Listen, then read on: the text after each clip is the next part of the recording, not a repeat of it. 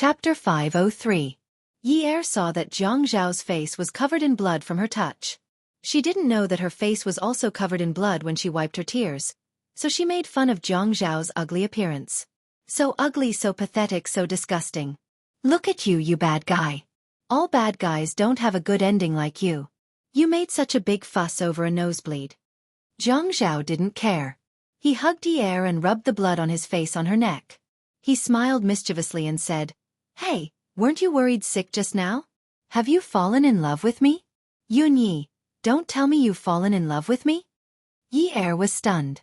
What did he mean? Was he laughing at her? Was he laughing at her for being so worried about him? Was he laughing at her for falling in love with him first? Was he laughing at her for being such a fool? Yi snorted and said, "What are you thinking about? Would I fall in love with you? I would never fall in love with a bad man like you. I'm just afraid that if you die, the police will arrest me as a suspect. I don't want to go to jail. I still have a brother to take care of. Seriously, you're so full of yourself." Jiang Zhao's expression turned cold, but it instantly swept away his gloomy and unhappy expression. He exhaled and turned around to press Yi under his body. He didn't care about how inappropriate his image was at this moment. He smiled playfully and said, "Let's play a game. How about that?" "What game?" Jiang Zhao looked into Yi eyes and said, "You said it yourself. We don't have feelings for each other and we don't love each other. Why don't we make a bet? Whoever falls in love with the other first loses. How about that?" Yi clenched her fists in her heart. "Yi, see? Good job. Luckily, you didn't embarrass yourself by admitting that you've fallen in love with him. Although you've already lost at the starting line, you're still far away. You still have a chance to win, right?" She raised her neck and confidently opened her eyes. She smiled brightly and said, "Okay." Jiang Zhao gritted his teeth and stared at Yi for a few seconds. Jiang Zhao looked at Yi and said confidently, "Okay." It was as though he had signed a contract with God and would never go back on his word. He told himself to endure it. He couldn't bear to hit her, so he would just bear with it. Just wait and see. One day, this little hussy would fail miserably. She was amazing and self-righteous now. She didn't believe that she still didn't have feelings for him after living together for so long. Those who got married in the past didn't have feelings for each other either. Later on, they were still inseparable. Jiang Zhao went to wash up. They couldn't wear the blood-stained clothes anymore. They waited for Lu Cheng to deliver the clothes for them to change into before going to work. After Yi woke up, she changed into a new set of clothes and looked in the mirror. It was a long-sleeved t-shirt and jeans. It looked good, but what about her neck? She put down her ponytail and tidied it to cover the two hickeys. Jiang Zhao said that her phone had run out of battery because of Zhuahao yesterday, so she borrowed it for a while. In the afternoon, she asked someone to return it to her. Yi didn't pursue the matter. When she opened the door, she saw that the boy's hand was being held by his girlfriend. Yi didn't know if it was an illusion, but the two of them looked like they were a perfect couple. They looked like they were together, but they were apart at heart. The boy smiled at her. It was faint, just like before. She thought that he was an indifferent person. He was usually clean and never worried about anything. He didn't show any emotion even when he was mocking her. She used to wonder what kind of family could raise such a boy. She never thought that someone like grandfather she would raise such a grandson. When those old men talked, it was like they were talking about gunpowder and nuclear bombs. "Unwu, why are you guys here?" Yi only knew that a large part of her memory was blank. What a coincidence. Yesterday, you fell asleep very deeply. We were the ones who sent you here. Later, Brother Zhao came over. We originally wanted to go back, but we were too tired, so we booked another room. And you smiled faintly. His hand that An was holding tightly tightened. An didn't even frown. She let Unwu squeeze her hand. Last night, when they left this room, Unwu lost his temper. To avoid making too much noise on the same floor, An specially booked another room. Unwu almost flipped the room upside down. An didn't know how to persuade others. She just let Unwu lose his temper. An only thought that if it weren't for the cars of soldiers that came last night, Yunyi would have been young master's woman. Luckily, he stuck some of the concentrated peppermint liquid into Yunye's nose. Otherwise, if Zhang Zhao couldn't wake Yunyi up, who knew how big of a fuss this would have been? So that's how it is? Yi Er felt that she was too stupid. She actually thought that Zhang Zhao brought her out to play. That man didn't know anything about flirting. He only knew how to be coquettish. How could he know anything about flirting? That's right. Wu said again. Yi Er, are you hungry? Let's go have breakfast together. Wu asked Yi Er to sit down while he went to get the food for her. The breakfast in the 5-star hotel was buffet. And casually took some sandwiches and milk and sat down to eat quietly. She still looked a little shy and didn't talk much. Yi Er didn't seem to be able to find common topics with an "and," so she pretended to be curious and looked around. Seeing Wu holding a tray and waiting in line in front of the Chinese dishes, he wasn't anxious at all. He didn't have the airs of a rich young master. When someone accidentally bumped into him, he just smiled and told them, "It's okay." It attracted a lot of infatuated girls. When Zhang Zhao brought the tray to Yi Er's side, Yi Er realized how attentive this boy was. Single-sided egg, 2 drops of soy sauce on the raw egg yolk, straw, orange juice, whole wheat bread. Yi Er's breakfast was like this most of the time. He placed Yi Er's portion in front of her. That's right? I remember you telling me that it's simple and nutritious. Yi Er took the straw and stirred the egg yolk, mixing the soy sauce and raw egg yolk together. She wrinkled her nose and said, "What's wrong with your brain? You can't remember my name, but you remember these things." I didn't say that I didn't remember. You're blocking my way with your words. You're saying that I remember? Even if I don't remember anyone, it's impossible for me to not remember you. After all, customers like you who don't know how to appreciate food are rare. Ha ha. Yi Er sucked the egg yolk clean and then used her chopsticks to split the egg white into 2 pieces. She stacked them and put them into her mouth piece by piece. She closed her mouth and chewed contentedly. Wu looked at the way she ate and said, "I remember you saying that you don't change much at breakfast. I thought you were just lazy, but it turns out that you can eat so contentedly." Yi Er took a sip of the orange juice and gently wiped the corners of her mouth with a napkin. She nodded and said, "Yes, I'm like this with everything. Once I've chosen the right food, it's hard to dislike it. Unless it's like a chicken who has bird flu, a pig who has disease number 5, or a cow who has mad cow disease, I usually won't change the food I'm used to. Especially for things like breakfast, it's very difficult to choose something simple and nutritious." Yunwa's face stiffened. She was like this with everything? She was like this with food and she was like this with people? She had chosen Zhang Zhao, but was being forced to choose him also a choice? Wu was not in the mood to eat. His gaze was fixed on Yi Er's every move. He cut up the bacon and sandwiches on the plate messily and asked, "Yi Er, are you happy after you got married?" Yi Er almost choked. She found it a little funny. After she got married, no one had asked her if she was happy. Zheng Ling didn't ask, Xia Qian didn't ask, and the insensitive Qiu Shaoyan never asked either. But Wu actually asked her if she was happy. She nodded. Her eyes shone brightly. "Zhang Zhao is a good man. I'm very happy." Wu lowered his head and held his knife and fork tightly. He simply cut up the food on the plate and completely lost his appetizing look. "Aren't you hungry?" Yi Er was puzzled. Wu said unhappily, "I'm full." After breakfast, Yi Er suggested going to Yunwa's place to get the painting back. Wu agreed. When they arrived at the Shi family's villa, Yi Er sat downstairs and waited for Wu. She only stood up when she saw Wu come down with a rectangular board in a cloth bag. It was probably a framed painting. When Wu passed it to her, he said disdainfully, "It really takes up a lot of space. I've been wanting you to take it back for a long time." "I'm sorry, the money." Wu snorted. "How dare you talk about money?" Yi Er shut her mouth. He was a rich young master. He didn't lack money. Sigh, was she being too calculative? She wanted to take a look at the painting, so she took it from Yunwa's hands. When she bent down to open the cloth bag, her hair flew over her face. She reached out to brush it back in disgust. The 2 purple hickeys on her neck were exposed. Wu looked at Yi Er's neck. Images of clothes fluttering in the air and naked bodies of men and women entangled with each other flashed before his eyes. Those images were really torturous. She said Zhang Zhao was a good man. She said she was happy. How could she be so happy? She was happy alone. Yunwoo's clear eyes suddenly darkened. His hand reached out to Yi Er's neck, but Anan stopped him in mid-air. Eunwoo, you're afraid that sister-in-law can't handle the animation. Let Ague help. You didn't rest well last night, so don't do it. Eunwoo turned around, his back facing Yi Er.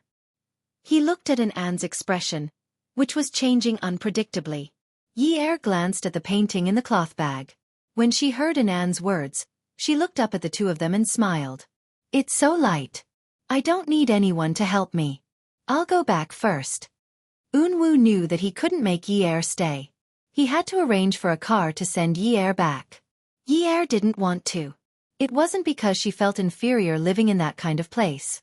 If she hadn't been with Zhang Zhao, it would have been fine.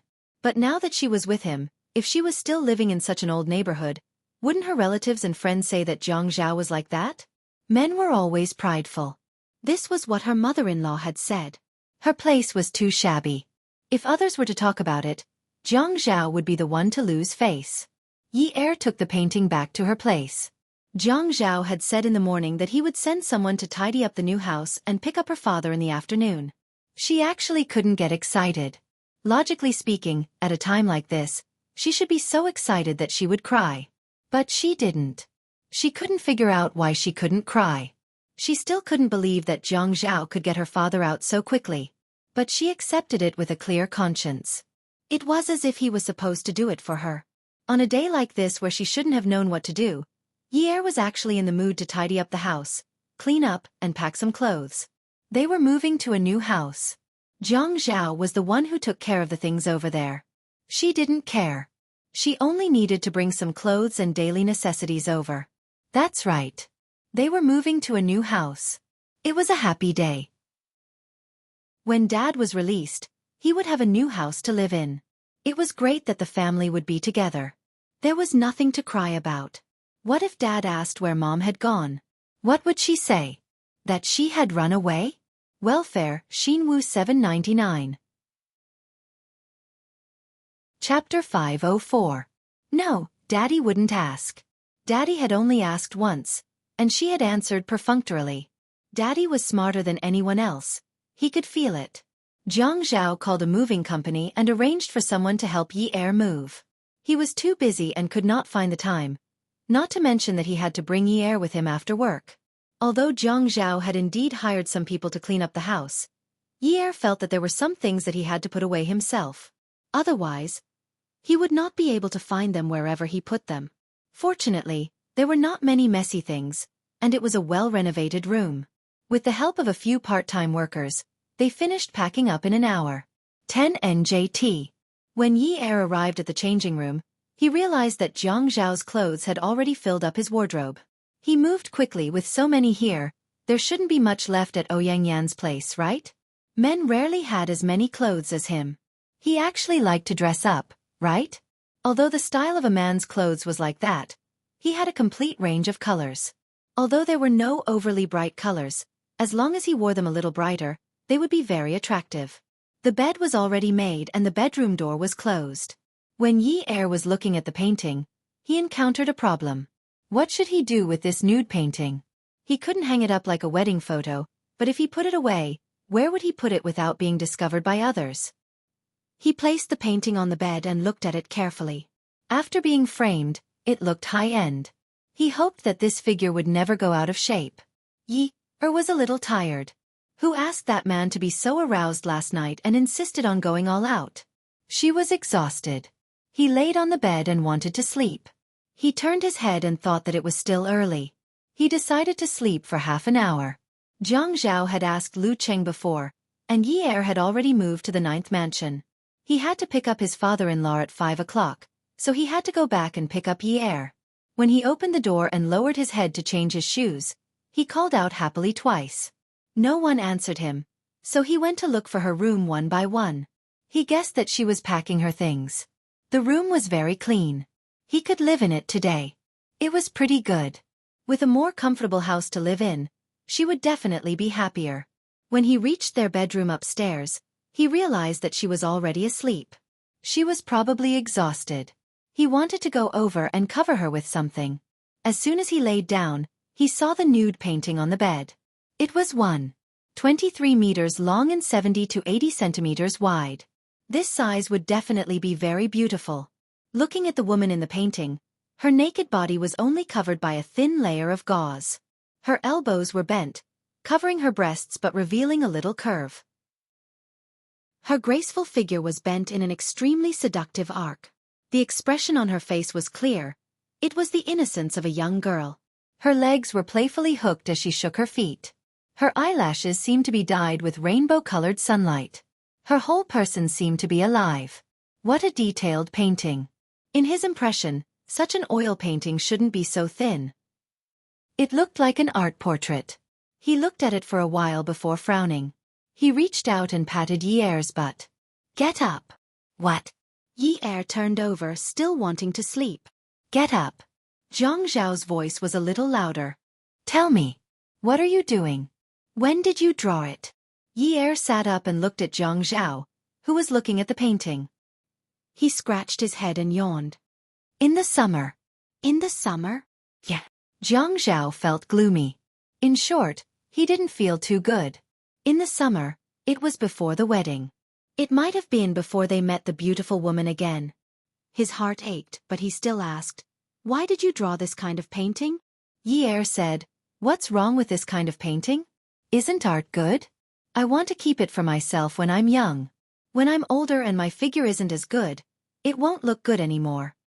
"What's in your head?" Zhang Zhao looked at the painting. It was beautiful, but it made him angry.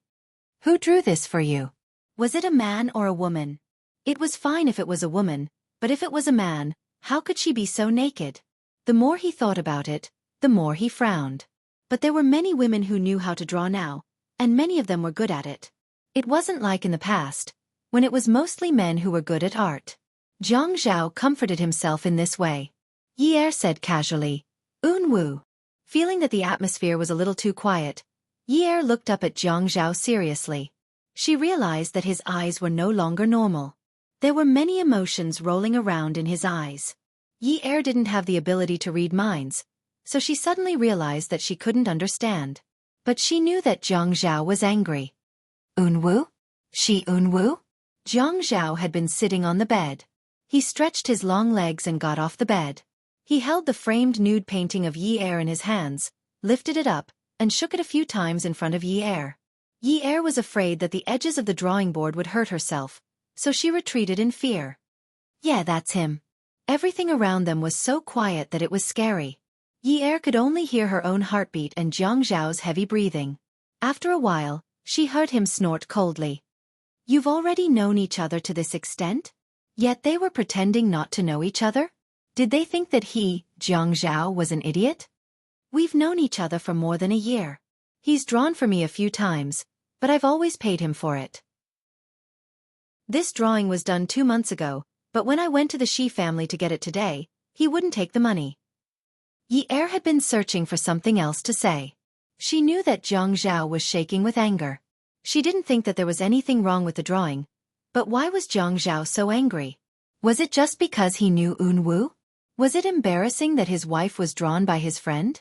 But when she was drawing, she didn't know about this layer of relationship. If she had known, she definitely wouldn't have gone to Unwu. Zhang Zhao closed his eyes and raised his head to let out a long breath. When he looked at Yi-er again, he raised the drawing in his hand and slammed it against the wall. Yi-er cried out in pain. "My drawing!" Suddenly, she jumped off the bed to pick up her drawing. Before she could touch the drawing, she was pulled back onto the bed by Zhang Zhao. Yi-er wanted to get up again, but Zhang Zhao had already pounced on her. He pinned her down, grabbed her hands, and clamped her legs with his legs, not allowing her to move an inch. Yi-er cried out in pain. "Be gentle, it hurts." "He drew it for you, and you're so upset? 2 months ago?" Zhang Zhao ignored the woman's cries of pain. His free hand pinched her chin and forced her to look at him. "Yunyi, do you think I'm a monkey? You were already with me 2 months ago. Wasn't that right? You were already in my bed. You were with me, but you stripped naked in front of another man and let him draw you. He saw you naked, and when he saw you again, he pretended not to remember your name. What's the relationship between the two of you? Tell me clearly. Zhang Zhao felt that the past 2 days had been too much of a shock. Yesterday, he finally felt that the danger had been averted, and today, he was being put on a show again. Her nude drawing had been with Shi Eun-woo for 2 months, and Shi Eun-woo still had to pretend not to remember her name. If it weren't for Zhuang Yichen's investigation, he would have really thought that Shi Eun-woo was such a heartless person. How much did a woman trust a man that she would strip naked in front of him? Zhang Zhao, you're crazy. I have nothing to do with him. He's been drawing on Wutong Street for more than a year, and I'm his customer. I've bought his paintings, and he's sketched, painted, and even this oil painting for me. We talk occasionally, and that's our relationship. Yi Er's entire body was in pain from Zhang Zhao's pinch, but she still tried her best to explain. She never thought that Zhang Zhao's attitude would change like this after seeing this painting. His eyes were bleeding. If she had to blame someone, she could only blame herself for being unlucky. Eun-woo and Zhang Zhao's relationship was actually so close. Zhang Zhao, calm down. Eun-woo and I aren't what you think. He only drew for me. There's nothing between us. Don't misunderstand. Yi Er couldn't cry at this time. She was only afraid. She was afraid of Zhang Zhao like this. She was so afraid that she trembled. Zhang Zhao felt like he was going crazy from jealousy and jealousy. Shi Eun-woo was an artist on Wutong Street? He really had the time. They were obviously very close, but he was pretending not to be close. What was he supposed to think? Zhang Zhao suppressed his voice with the last bit of his endurance. Why did you let him draw you? Yi Er didn't have the space to think of a countermeasure. She could only say what was on her mind. I think he looked very clean and didn't have any bad intentions. I've never seen anyone like him. His eyes didn't seem to have any impurities. I've known him for more than a year. Although I didn't know his name and mistook him for a poor artist, I trusted him a lot and felt very safe. So you went to Hyatt and got a room. In that room, you slowly took off your clothes and slowly set up the easel. You let him tell you how you should pose to be considered beautiful. Isn't that right? Isn't that right? Zhang Zhao was almost shouting towards the end. He couldn't calm down. He couldn't use a calm tone to talk to her. There was no way he could communicate with her.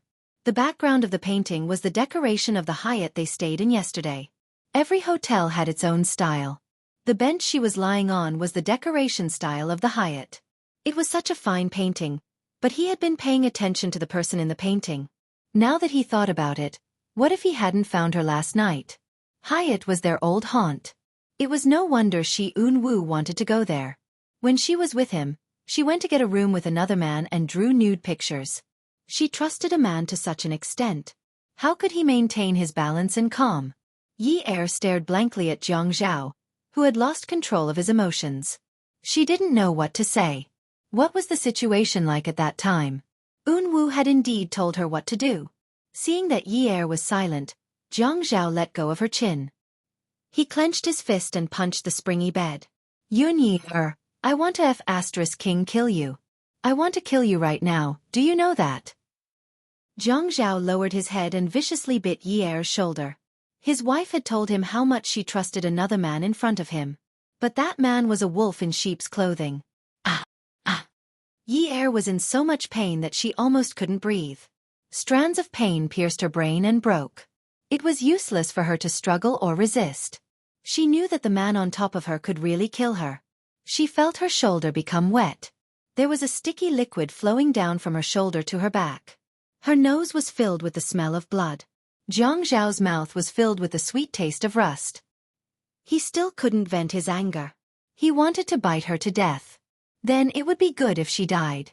That way, she wouldn't talk about how good another man was in front of him. Come and see. Xinwu 799.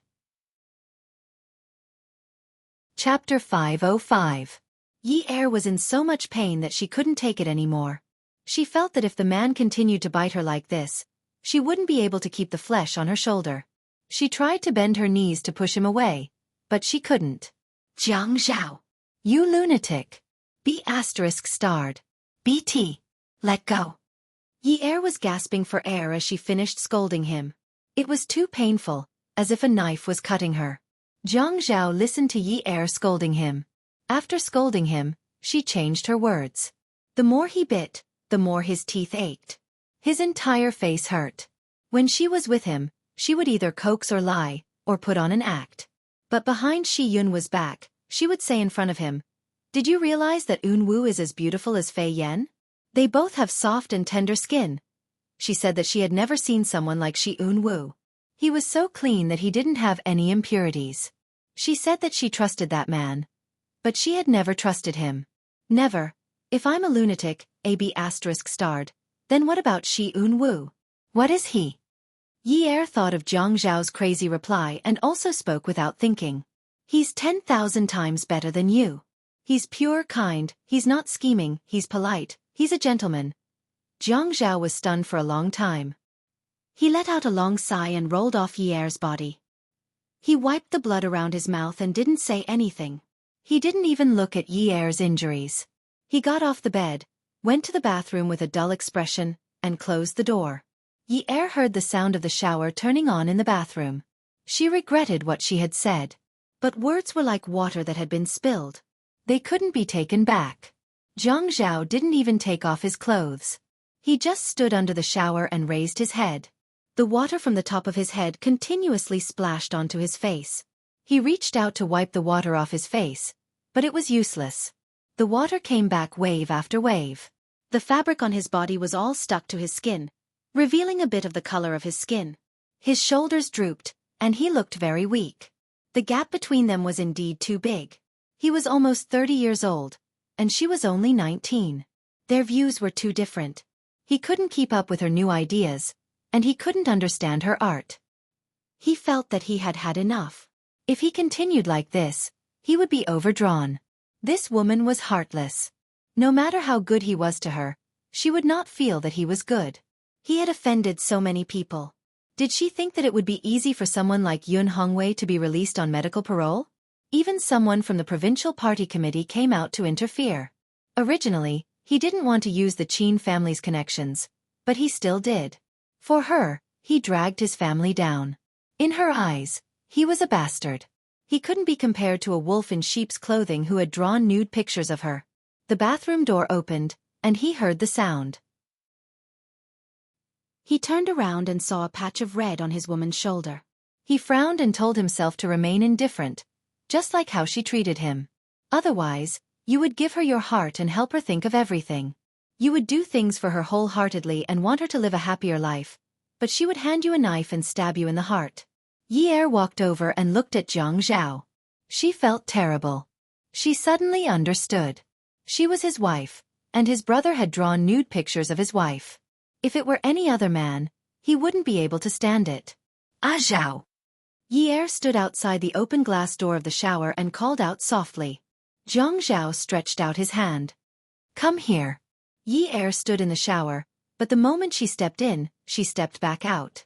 It was cold water. It was already the end of autumn, and she couldn't stand such cold water. Zhang Zhao was actually taking a cold shower. "Ah Zhao, I'll run some hot water for you." "Come here," Zhang Zhao said coldly to Yi Er with a dark face. Yi Er gritted her teeth and stepped into the shower again. Zhang Zhao pushed up her t-shirt. Yi Er was shivering from the cold, but she didn't know what he was going to do. After pushing up her t-shirt, he took it off for her. The cold water splashed against the bloody teeth marks on Yi Er's shoulder. The blood was quickly washed away. Zhang Zhao didn't look there and undid Yi Er's underwear. Then he undid the buttons on her jeans. Yi Er grabbed Zhang Zhao's hand. "Ah Zhao, let's change the shower to hot water. It's too cold." "It's not cold." He felt that the water was already hot enough. His heart was already cold. How could this little bit of water be cold? "I just want to see what I'll do if you strip naked in front of me. Yun Yi, I want to see how long you're going to put on this show." Yi Er widened her eyes. "You still don't believe me? Zhang Zhao, you still don't believe me. I already said that it has nothing to do with him. Don't talk to me about believing. I want to see if that Shi Wu is a eunuch. I want to see if he can draw for hours without blushing when he sees your body." Zhang Zhao really didn't believe him. He didn't know how to build this trust, just like how Yi Er didn't believe him. He knew that Shi Yun's tolerance was extraordinary. But Ye's body was right there. He didn't believe that a man wouldn't have any reaction at all. Just like now, he saw her shivering from the cold. Streams of water flowed down her firm and round breasts. Her breasts were pink and tender. Her slim waist, sexy butt, and slender legs were white and slender. With such a body, which normal man would be able to look at it properly for a few hours. Could Shi Eunwoo do it? No matter how good Shi Eunwoo's tolerance was, it was impossible for him to forget after seeing it. His wife's nude painting had been placed in front of Shi Eunwoo for 2 months for him to admire and fantasize about. He wasn't that generous. Yi didn't have the energy to defend herself. Zhang Zhao was humiliating her. He was completely humiliating her. He stripped her naked and placed her there like a display for him to look at and then waited for his reaction. She watched as his breathing quickened. She watched as he started to take off his shirt, unbuckle his belt, and take off his pants. He was telling her that a normal man would react like this when seeing a woman's naked body. Any man would have the same impulse as him. He was telling her with his reaction that he didn't believe that she and Eunwoo were innocent. Yi angrily hooked her arms around his neck and then jumped on top of him. She wrapped her legs around his waist and let the cold water wash over her head. You want me, don't you? Come on. The bone-chilling water, the bone-chilling ceramic wall, and the woman being pressed down on top of it to satisfy the man's vengeful carnal desire.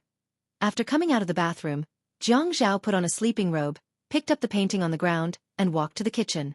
Yi could only hear the sounds coming from the kitchen. She didn't dare to go over. Zhang Zhao raised the painting and smashed it on the marble workbench. It broke in 2 hits. He then used a small knife to lift the painting off the floor and peel it off. He turned on the gas. With a whoosh, a circle of blue flames jumped up. He threw the painting that he had peeled off from the drawing board in his hand. There was actually a crackling sound. As he watched the colorful painting slowly turn charred, Zhang Zhao used the knife in his hand to move the edges that weren't burned by the fire closer to the center. This was a painting of another man, and it was a painting of another man after they were together. This man wasn't just anyone. He was the man that Grandpa and Grandpa called brothers every day. When he saw this painting, he felt the fire in his chest burn even brighter than the flames in front of him. What kind of bullshit tea art was this? Bullshit tea art. After burning the painting and leaving the ashes, Zhang Zhao returned to the bedroom. Yi sat there with a towel wrapped around her. She was in a daze. Zhang Zhao went to get the first aid kit and placed it on the bed. He sat on it, took out an alcohol swab, disinfectant, and sat behind Yi. Without saying a word, he helped her clean her wound. Yi was in so much pain that she was trembling. Does it hurt? Zhang Zhao asked. Yes. Ouch. It hurts. Remember if it hurts, Zhang Zhao said lightly. Yi clenched her fists. I will remember. Don't worry. I won't lose to you. If God gave her another chance, she swore that she wouldn't fall in love with such a man. When he was nice to you, he praised you to the heavens. When he was angry, he used the most intimate way to humiliate you. Zhang Zhao said. Yes, I won't either. When he got out of bed, Zhang Zhao added, You'll still be like before. Treat me as someone you have to rely on and someone you have to do your best to please. If you don't suck up to me, your father won't have any hope. Use all your tricks. Don't carry these emotions with you. Otherwise, you'll be in trouble if you fall in love with me. Because when that time came, it was very likely that he wouldn't treat her well anymore. She would be very upset. He realized that even so, he didn't want her to be upset when he didn't have her in his heart. Zhang Zhao, wake up. That night, Zhang Zhao only sent someone to send Yi to pick up Yun Hongwei. He didn't go himself. He didn't need to go. He hated acting with her. That was her father. She should be filial to him. Who was he? He was her son-in-law in name. He had no place in her heart. He helped Yun Hongwei because of her. Otherwise, why would he help? After picking up Yun Hongwei, Yi hugged him tightly and told her father all the hopeful things. She was married and had a new home. She had a big house to live in. Si Jie was going to pick her up on Friday. In the future, they would live together as a family. She was very happy. Zhang Zhao specially arranged for a doctor to examine Yun Hongwei's body. He didn't hurt his internal organs or bones, so he was fine. Yi was relieved. He arranged for Yun Hongwei to stay downstairs, next to Si Jie's room. It was already 11 p.m. and Zhang Zhao still hadn't returned. Yun Hongwei asked, but Yi Er lied and said he was busy. Yun Hongwei didn't say anything else. He chatted with Yi Er until 1 o'clock before going to bed. Yi Er went back to her room and called Zhang Zhao. She wanted to ask when he would be back. The call went through, but it was Ouyang Yan's voice. Hello. Where's my husband? He's asleep. Put him on the phone. The next second, Yi Er heard Ouyang Yan urging softly, Phone. Phone. It's Yi Er. Don't answer it. Zhang Zhao's voice came through. Yi Er sighed. I'll go and pick him up. He doesn't want to see you, Ouyang Yan said. Yi Er gritted her teeth and hung up. Ouyang Yan also hung up. She sat on the floor and leisurely reached out to pluck a grape from the fruit bowl on the bedside table. Behind her, a drunk man was sleeping on the bed. She popped the grape into her mouth and chewed slowly. Thinking back to when she met Zhang Zhao at the restaurant today, she couldn't believe that he would be so drunk without a care for his image. Although it was a private room in the restaurant and no one could see them from the outside, what if someone saw them? It really took a lot of effort to get him back. Even the designated driver said he was too drunk. Yun Yi Er. How many times did he say this woman's name? He said she had no conscience. He actually got drunk because of that woman. When did he become so useless? It was 2 o'clock in the morning. Yi Er couldn't sleep. Beauty novel. Hongcha 866. Chapter 506. She sat on the bed, thinking about what happened today over and over again. She thought about the conversation between them. She started to reflect on herself. She hated Zhang Zhao for biting her and not believing her. But when she said those hurtful words, she did not think about it from Zhang Zhao's perspective. Just like what Zhang Zhao said, she was not in the right mood because she cared about him. She was especially concerned about whether he cared about her or not. He bit her so painfully, but he did not feel sorry for her at all. When she saw him bleeding a little, her heart ached terribly. She felt it was unfair, and she got angry. She treated the thing that a man cared about the most as something unrelated. She only remembered that Zhang Zhao bit her and humiliated her. However, she had never thought deeply about why Zhang Zhao wanted to hurt her or humiliate her.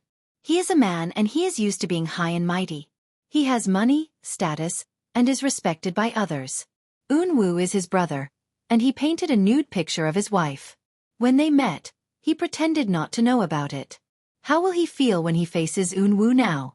If she happened to be present, what a terrible change in his attitude would have taken place. He will feel that everyone is looking at him as a joke. Moreover, he is not a businessman. He is a mayor. Her mother-in-law had said that she should not do anything immoral when she married Zhang Zhao. Wasn't this painting offensive to public morals? Regardless of whether the cause of this matter was wrong or not, from Zhang Zhao's point of view, he was not wrong. He was angry and did not pick her father up. He did not come back for dinner. He did not come back to sleep. She did not feel wronged. But he could not let her spend the night at Ouyang Yan's place. Yi Er got out of bed and put on a t-shirt and jeans. Her shoulders were still hurting. She remembered telling him that she would not forget and would not lose. But she felt she had gone overboard. Her eyes were a little red, and her nose was sore. She put on a sweater for herself and told Yun Hongwei that she was going out for a while. Yun Hongwei also felt that there was some conflict between the couple and did not say anything.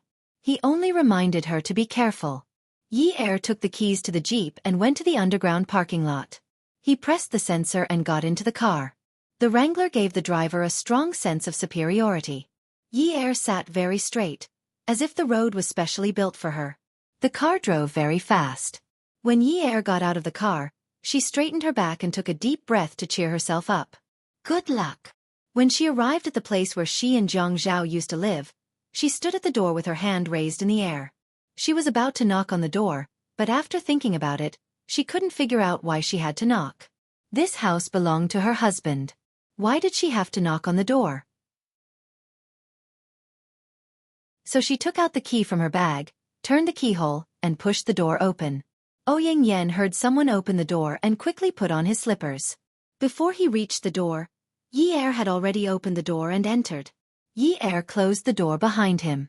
Without changing his shoes, he walked straight to the bedroom, ignoring the Ouyang Yen. Ouyang Yen went to grab Yi Er. What are you doing? This is my house.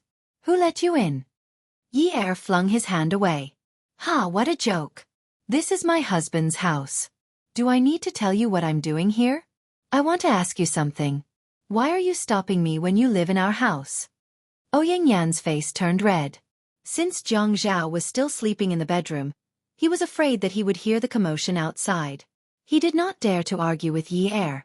He's already asleep. Don't disturb him. Yi Er snorted, glanced at Ouyang Yan, and walked straight to the bedroom. Ouyang Yan chased after him, grabbed the doorknob, and refused to let Yi Er open the door. Zhang Zhao heard the commotion outside the door. Although his head was very dizzy, he still sat up and looked at the layout of the house. Why did he come here? Was he stupid? Did he come here on his own because he was drunk? Since when did he become like this? Just as she was frowning, she heard Er's arrogant voice. Ouyang Yan, don't put on such a gentle and magnanimous front. The person sleeping inside is my husband, and this house belongs to my husband. What right do you have to stop me from entering? Because you're a guest? To put it nicely, I'm treating you as a guest. To put it bluntly, I'm treating you as a guest. If you ask me, with your family Ouyang's wealth, you won't be unable to afford a house for your daughter. Even if you can't afford a house, you should be able to rent one, right? I think your pajamas cost a few thousand. The bag hanging at the door is worth 40,000 to 50,000 yuan. It's enough to rent a high-end apartment and renovate it for a year. How can you be so thick-skinned? My husband didn't ask you to move because of your past relationship. Don't tell me you think a man's pride is because he wants to divorce me and marry you? Zhang Zhao sat on the bed and almost laughed. How could he be so fierce? Dong Xuebing looked at the clock on the bedside. Why did he come so late at night? Zhang Zhao slowly laughed. He lay down and continued to sleep. But he couldn't sleep now. His wife came to look for him. He couldn't sleep and was very excited. He felt his life was cheap. In the afternoon, he said he was going to ignore her. But now he was so happy. Dong Xuebing pulled the blanket over his head and laughed secretly. He realized he was too easy to be satisfied. Last time, he said she should come like a shrew and catch him. At least she cared about him. Even if they quarreled today, he still hoped she would care about him. Yun Yi, if you didn't force second brother to marry you, he wouldn't be in such a miserable state now. He has enemies everywhere. He was supposed to be the mayor of Ming City, and now he delayed it. People say that marrying a virtuous wife is to bring fortune to the husband. You didn't bring fortune to him, and you keep causing trouble for him. What right do you have to shout in front of me? Don't you feel guilty? Zhang Zhao listened to Ouyang Yan scolding Yi Er and sat up again. He realized Yi Er didn't say anything for a long time. He lifted the blanket and was about to go out to take a look when Yi Er spoke again. She laughed scornfully. What's wrong? Are you jealous? Are you jealous that he didn't blame me even when he was in such a state?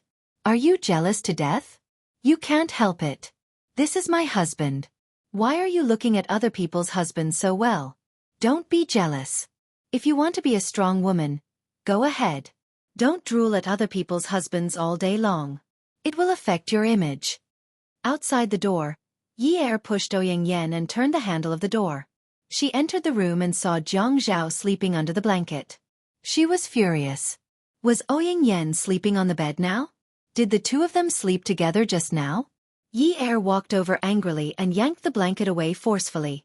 When she threw the blanket on the floor, she realized that Zhang Zhao hadn't even taken off his pants. Yi Er froze. When she saw Zhang Zhao glaring at her with a dark expression, she immediately smiled obsequiously. She jumped onto the bed and burrowed into Zhang Zhao's arms. She hugged his neck and started kissing him, completely ignoring the audience standing at the door. She said coyly, "Hubby, why aren't you going home? Did you drink? If you don't go home, I won't be able to sleep. Let's go home." Tai Jiang curved mouth. Zhang Zhao's expression darkened because he didn't manage to continue acting. Yun Yi didn't play by the rules at all. He thought that she would at least misunderstand, but in the end, she directly lifted the blanket for him. How was he supposed to hide his face? "I'm not going home." Zhang Zhao turned his back to Yi Er and continued to pretend to sleep. Yi Er flipped over Jiang Zhao's body and faced him face to face. Okay. I won't go back. I'll sleep here tonight, okay? Jiang Zhao snorted. No. Stingy, so stingy. A man can't be so stingy. Go and find a generous woman. Yi Er patted her chest righteously. She frowned and said sternly, How can I do that? I'm a married woman. Ouyang Yan was standing at the door with her internal organs bleeding. These two were actually acting like enemies in front of her. Jiang Zhao was happy, but he didn't show it. He didn't look at Yi Er. Yi Er sat up and pulled the blanket over herself and Jiang Zhao. Hubby, if you want to sleep here, then we'll sleep here. Anyway, I'll sleep wherever you sleep. Don't even think about getting rid of me. Hubby, I'm going to take off my clothes. I'm really going to take them off. I'm going to sleep. I'm so sleepy. Yi Er kept nagging until Jiang Zhao was so annoyed that he got out of bed. Yi Er followed beside Jiang Zhao. She opened the door for him and helped him get his shoes. When they reached the door, she said, Hubby, you're drunk. Let me carry you. Jiang Zhao really felt that he couldn't be blamed for this. He could only blame his wife for being too skillful. He could now see that the purpose of her visit tonight was to tease him until he lost his self-control. It's okay. You don't have to feel sorry for me. I'm very strong and have good stamina. I often carry my brother. He's quite tall. He can carry you on his back. Ouyang Yan despised Yi Er's pug face 10,000 times. She had never seen such a cheap woman. She actually used such a method to please a man. Why don't you stay here tonight? Why don't you sleep here? When Yi Er heard Ouyang Yan's words, she immediately pulled Jiang Zhao's arms over her shoulders and dragged him away. Jiang Zhao's eyeballs were about to fall out. Was this called being unlucky? She put his arms over her shoulders. His upper body was in the right position, but what about his lower body? Shouldn't his lower body be in the right position? She should hook her arms around his legs and lift his legs off the ground. His legs were still stumbling as he ran with her. She was running so fast. He was lying on her shoulders, but he was still afraid of stepping on her. He was so much taller than her, so he lost his balance and became a burden. After entering the elevator, Yi Er quickly pressed the button to close the elevator doors. She immediately changed her attitude. Jiang Zhao, how dare you have an extramarital affair behind your wife's back? You didn't even come home last night. You even spent the night at your mistress's house. Let me tell you, I'm injured today. If not, I will definitely make you kneel on a washboard. Jiang Zhao leaned against the wall of the elevator and rolled his eyes at Yi Er. There's only a washing machine at home. There's no washboard. Yi Er nodded. Oh yes, but there's a CPU at home. I heard that it feels good to kneel on it. Then you will be the one kneeling. Why? Because you did something immoral. Jiang Zhao said coldly. Yi Er was no longer angry. She held Jiang Zhao's arm. Hubby, I was wrong. There won't be a next time. I promise. Jiang Zhao remembered the last time he caught her at the nightclub. She was also like this. Why did he have no resistance to her? Really, he had no resistance at all. She had done and said so many things that made him vomit blood. As long as she tried to please him, he would not be able to reject her. Did you just say that you were going to piggyback me? Ah, please, she had said it for the mistress to hear. She wanted to see if Ouyang Yan dared to discuss Jiang Zhao like she did. Did he take it seriously? Attention, Hong Cha 866. Chapter 507. Are you trying to trick me? Jiang Zhao appeared very unhappy, but he was calculating in his heart. When she said, just now he knew that she was joking, but he insisted that she carry him. Yi Er thought to herself that although she was not short, he was too tall for her to carry him, right? How could he take her seriously? Couldn't he think for a lady and pretend to reject her? For example, she suggested that he carry her. He would immediately say that he was too embarrassed. She could immediately say that it was fine. This fellow was too thick-skinned. Did he really want her to carry him? Yi Er still did not quite believe him. Hubby, let me support you. I drank too much. I can't walk. When the elevator reached the underground car park, Jiang Zhao shamelessly leaned against the elevator wall and refused to get out. Yi Er cursed in her heart. You're ruthless. You have a mistress. You're so great. If it wasn't for the old fox living upstairs, she would not have bothered with him. Who knows, the old fox might come down to pick him up the moment she left. Yi Er gathered her strength and stood with her back facing Jiang Zhao. She got into a horse stance and reached out to pat her shoulder. Come on. Jiang Zhao was just about to pounce on Yi Er's back when Yi Er realized something was wrong. She turned her body and stood up again. This time, Jiang Zhao almost fell to the ground. After he steadied himself, he glared at Yi Er. Yi Er's eyes wrinkled into triangles as she rubbed her stomach pitifully. Hubby, I'm so hungry. Why don't we go eat something to replenish our strength? When I have strength, I'll carry you on my back, okay? No, you just said that you were strong. Yi Er still looked very pitiful. She didn't care whether Jiang Zhao's face was cold or not. She burrowed into his arms and said, But how am I strong? I've been tortured by you every time. I'm very weak. Don't you know? Jiang Zhao couldn't resist Yi Er's coquettish behavior. He always felt that such a tall girl didn't like to act coquettishly. When she acted coquettishly, it was also funny. But she just could make it look cute like a little bird. At this time, the underground car park was very quiet. The elevator was not in use and did not open for a long time. The number 1 stood there quietly. Jiang Zhao forced Yi Er to the left corner. I can't take a picture to film it. You can't? Yi Er asked. Yes, I want to see how weak you are. Hey, don't. Yi Er retorted. Her expression changed. She actually came here to talk to a drunk man about ambiguous topics. Had she never heard of drunkenness before? Hubby, I'll carry you out right now. Come on, I'm strong. The man's hand had already unbuttoned the woman's jeans, but he did not take them off. He only put his hand in. Yi Er suddenly trembled.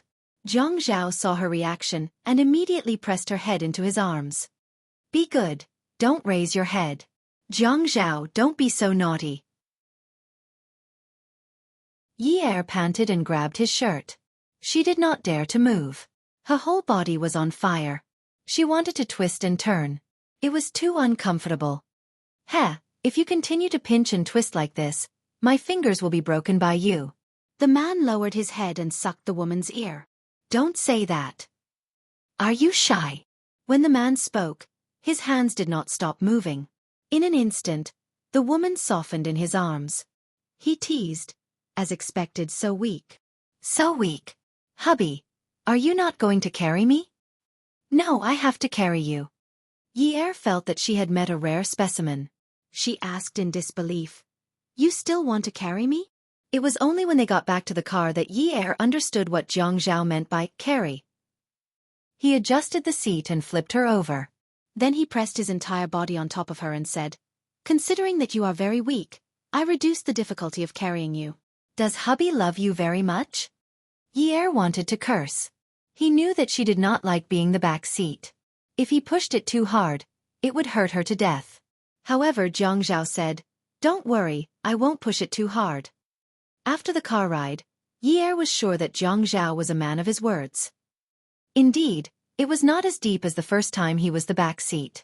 It was not deep. It was very suitable, very good. Back at number 9 mansion, Jiang Zhao tidied his shirt and took off the front mirror. He looked at himself and tidied his hair before getting out of the car with Yi Er.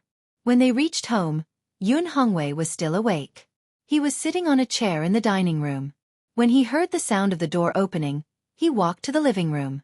He saw Yi Er leading Jiang Zhao home. He did not seem to be uneasy because he had just been released from prison. He walked to the entrance graciously. Jiang Zhao saw Yun Hongwei walking over and greeted him politely before changing his shoes. Dad. Yi Er's heart softened. Yun Hongwei was still acting graciously earlier. But when he heard Jiang Zhao calling him Dad, he felt uneasy. Jiang Zhao noticed that Yun Hongwei was not used to it, so he asked naturally. Dad, it's so late. Why are you still awake? I was waiting for you all. I was a little worried. Yun Hongwei was an honest person, and he does not know how to flatter Jiang Zhao. Just because Jiang Zhao was the mayor, He did not try to curry favor with him. He felt that if Feng Yu was not his son-in-law, he might try to curry favor with him in the past. It was not because he thought highly of himself. But his daughter still needs status. As a father, he should not try to curry favor with his son-in-law. They were a family, and they should respect each other. Furthermore, Jiang Zhao had addressed him as Dad the moment he entered the house. He felt that Jiang Zhao would not look at him differently. Dad, I'm sorry. It's a little late today. I had to ask Yi to pick me up before I came back. I made you worried. You're not in good health, so you should rest early. Jiang Zhao changed his shoes and looked at Yun Hongwei apologetically. Yun Hongwei looked at the wall clock. It's fine. It's fine. You should take care of your health. You all should rest early. After saying that, Yun Hongwei returned to his room. Jiang Zhao and Yi Er went upstairs and closed the door. Jiang Zhao was not sleepy. He had a lot of things on his mind today, and Yi Er was not sleepy either. Both of them sat cross-legged on the bed. Yi Er raised his hand. Zhao, I will reflect on what happened today. Jiang Zhao was stunned for a moment, but he put 2 fingers on her lips to stop her from talking. He pulled her shoulders and looked at the bite marks. He blew on it gently. When he sat up straight, he looked at Yi Er and said seriously. First, don't mention what happened today again. I had burned the painting. You are not allowed to have such thoughts in the future. Second, you should stay away from Shi Yunwu. I don't allow you to be alone with him. Third, if Shi Yunwu's girlfriend asks you out alone, you are not allowed to go either. Jiang Zhao's words were overbearing and domineering. Not allowed, not allowed, not allowed. Yi Er kept nodding. Okay, I won't be alone with him, and I won't go shopping with his girlfriend. Are you relieved now? I'm not worried about you, but I'm worried about him. Ha! Then what should I do? Yi Er felt that Jiang Zhao was worrying too much, but she had to go along with him on the surface. Jiang Zhao said, What about you? Nothing. Just do what I said and don't allow me to do it. About school, what major do you want to study? Yi Er didn't know why Jiang Zhao was talking about studying again, but since he asked, she had already planned for her future. Sister Xiao Ya said that she wanted me to be her assistant and study fashion design. After I graduate, she will introduce me to a job as a designer. Jiang Zhao snorted disdainfully. Forget it. Who wants her to introduce you to a designer? If you really want to be a designer like her, go ahead and study. After you study, I can make you the second Xiao Yiqiu in Haiqing. Actually, he just felt that it was best for her not to get involved in anything that had to do with Zhuang Yichen. He was really afraid that it would ruin things between women. Hubby, are you serious? Why should I be serious? It's just money and resources. It's not that difficult. Yi Er heard Jiang Zhao's tone and felt a little indignant for Xiao Ya. She whispered, Sister Xiao Ya is so famous. She's really capable. Jiang Zhao smiled and reached out to flick her forehead. That's not because Xiao Ya is capable. It's because Zhuang Yichen is capable. It's too difficult to make a name for oneself in this society. There are countless designers who are smarter, more inspired, and more talented than Xiao Ya. What does she have to be capable of? It's all because of Zhuang Yichen. It's just that no one outside knows that Xiao Ya is Zhuang Yichen's woman. That's why she got such a big advantage. All the young ladies in Haiqing treat her like an inspirational novel. In fact, without Zhuang Yichen, Xiao Ya is nothing. Yi Er suddenly changed her opinion of Zhuang Yichen. I couldn't tell that Zhuang Yichen treats women so well. Jiang Zhao snorted unhappily. Am I not good to you? Yi Er realized a problem. In fact, she couldn't casually praise other men in front of her man. This was an unspoken rule, especially when her man was already good. The one she needed to praise was the man in front of her. Of course. My husband treats me the best. Jiang Zhao raised his eyebrows. It's good that you know. Then tell me, what major do you want to study? Just like what Si Jie said to you the other day, it's scary to be uneducated. Hurry up and study, so that you don't keep making me feel bad. Yi Er pouted and said, Hubby, you don't like me. Jiang Zhao said bluntly, Yes, I do. The woman's grievance disappeared immediately. She said unhappily, Hubby, can't you be more tactful? The man frowned. How should I be tactful? Teach me, should I say it like this? Wifey, you know so many things. It's not a problem to communicate with you. Wifey, you really know everything from astronomy to geography. No one can compare to a female Zhuge in this world. Wifey, you're really... That's enough. Shut up. Oh, if you talk like this, should I say, Wifey, you're so gentle? Jiang Zhao, I hate you. I know. You know? Yes, because women like to hear nice things. If someone says something unpleasant, they won't like it. Moreover, you're an uneducated woman. But hubby, a woman's virtue is to be untalented. But wifey, transmigration is fake. You can only dream of returning to the Qing dynasty tonight. Yi Er raised her voice again. Jiang Zhao, can't you coax me? Oh, Gigai, Gigai. Jiang Zhao reached out and patted Yi Er's back. He imitated the way parents would tease a baby. Is this how I should coax you? Yi Er didn't dare to ask for a better way of coaxing. Jiang Zhao's limit was being obedient. Hubby, let's live happily in the future, okay? Don't go to Ouyang Yan's place. You're married to me. How can you be involved with other women? Okay. Yi Er was shocked that Jiang Zhao agreed so readily. Really? Come and see. Song Shu 566. Chapter 508. When did I lie to you? Jiang Zhao felt really sleepy now. He needed a good night's sleep. He stretched his arms and neck before collapsing. Good night, Yun Yi. Good night, Zhao. In the Shi family villa, the light in the art room on the second floor was still on. Shi Zhentian had already woken up from his nap. The maid said that the young master was still awake. He was worried, so he went to knock on the door. No one answered, so he pushed the door open and entered. Unwu was still painting. Unwu, he called softly, afraid that he would scare his grandson. And you held a palette and slowly painted. Even when he knew that someone had entered his studio, he didn't have any reaction. He looked at the painting leisurely, and there was even a faint and confident smile on his face. Grandpa, I want to compete with Jiang Zhao. A fair competition. I won't drug Yi Er again. I want to get her through the right way. Don't interfere. Shi Zhentian knew that Unwu didn't care about anything after the heart transplant. If he insisted on it, even 9 bulls wouldn't be able to pull him back. However, he still couldn't believe that a girl could charm Unwu to this extent. He had met Yi Er that day and she didn't seem to be that close to Unwu. Unwu. Unwu raised his head and sighed. Grandfather. Rest early. Don't force me anymore. Unwu. There are many good girls in the world. Why are you so stubborn about a married woman? They are husband and wife. Why can't you find an innocent girl? Even though Shi Zhentian couldn't reprimand Unwu, his tone was full of reproach. In his mind, even though Unwu had a heart transplant, it didn't affect anything. Unwu was outstanding and sensible. He should be worthy of the best girl in the world. Innocent? Unwu smiled and asked, Grandpa, our family is not innocent at all. Why do we need to ask others to be innocent? What's more, she's just married. I thought about it all night, and this was the best result I could think of. I've thought of worse situations before. Actually, I shouldn't have been so pessimistic. He had indeed thought of a worse outcome. In the past, he thought that she was working in a nightclub. When she said that she was selling her body, he couldn't sleep or eat in peace. Fortunately, he didn't find her in that kind of place, right?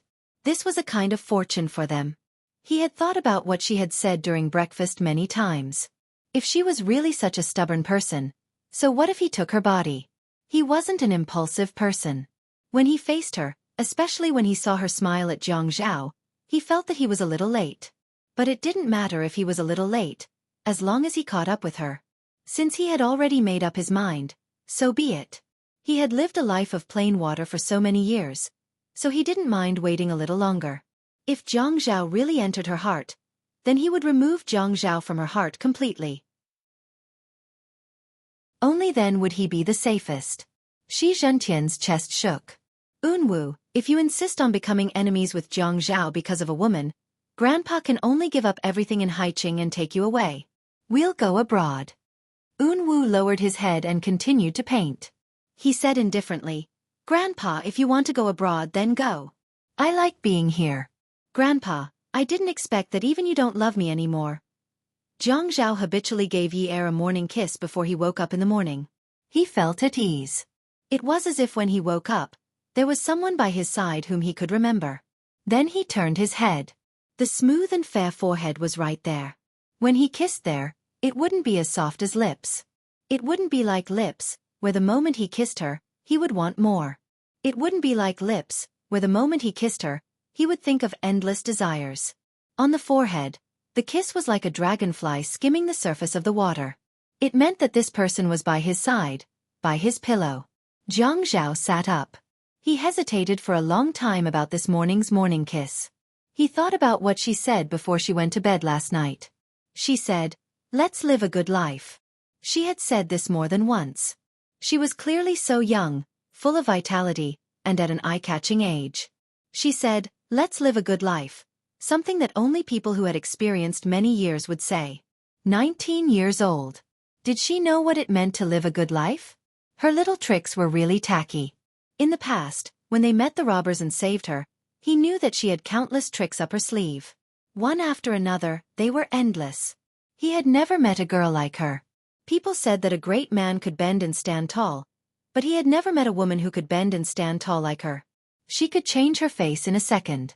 It was even more spring than the weather in spring. Forget it. He only hoped that she could be more obedient. The thoughts of young people nowadays were too avant-garde. He couldn't keep up with them. Yesterday's incident had been caused, and he had taught her a lesson. What else could he do? Could it be that he really couldn't kick it away? His thoughts didn't seem to be so modern. Marriage was a big deal. Divorce was impossible. He wouldn't follow in his parents' footsteps. His child's family must be complete in the future. He was determined not to let his child be upset all day because of his parents. Actually, he should wake her up to drink some water. Her lips were so dry that they were starting to peel. A morning kiss landed on her forehead. However, he didn't move away like before. His lips were on her forehead, and he didn't dare to move. Then, he pressed half of his face against her forehead. The man's handsome eyebrows furrowed. His face left the woman's forehead, and he reached out to touch her forehead. Was it so hot? Yun Yi. Zhang Zhao caressed Yi Er's face and rubbed it. It was very hot. Yi Er couldn't open her eyes. Her head was hurting terribly. Her eyelashes, which were like small brushes, fluttered gently, revealing a slit before closing again. She only remembered that Zhang Zhao had called her, so she responded with a whimper, Are you feeling uncomfortable? I'll get you some water first. Let's go to the hospital." Zhang Zhao hurriedly got out of bed. There was a thermos flask in the room. He took a cup and poured a cup of water. He tested the temperature of the water, mixed some cold water, and brought it over. He knelt on the bed and helped Yi Er up. He made her drink water. "Drink some water. You have a fever. Drink more water. Hurry. Drink water. Let's go to the hospital." Yi Er was really thirsty. She drank the cup of water in a few mouthfuls. After drinking, she turned her head and fell into Zhang Zhao's arms. She felt much better. "Hubby, stop fooling around. Let me sleep for a while. I'm tired." Yi Er slept soundly. She didn't know how long she had slept. She felt that her left hand was very numb. She couldn't lift it even if she wanted to. Her nose could smell the sensitive disinfectant. She slowly opened her eyes. The room was pink. Although it was pink, Yi Er knew that this was a hospital. Because of the infusion rack, the call button above the head, and the warm reminder on the opposite wall. It was a picture of a beautiful doctor. She wanted to turn over. Just as she moved, she heard the sound of the man's leather shoes stepping on the floor. She also heard the sound of the stool's feet scraping the floor. He seemed to be in a hurry. Zhang Zhao held Yi Er's hand and slowly helped her up. He was a little happy but also a little reproachful. "Don't use your hand. Be careful that the needle will pierce your blood vessels. You will die on the spot. But your skin is thick, and your blood vessels should be very thick too. I don't think this needle will be difficult for you." Yi Er looked at her left hand. No wonder it was cold and numb. It turned out that she was receiving an infusion. What did Zhang Zhao say just now? Couldn't this man say something nicer when he cared about others? She was not sick. Why would she be angered by this man's words? Forget it. I won't lower myself to his level. Who asked him to have a mistress? Hubby, why am I hospitalized?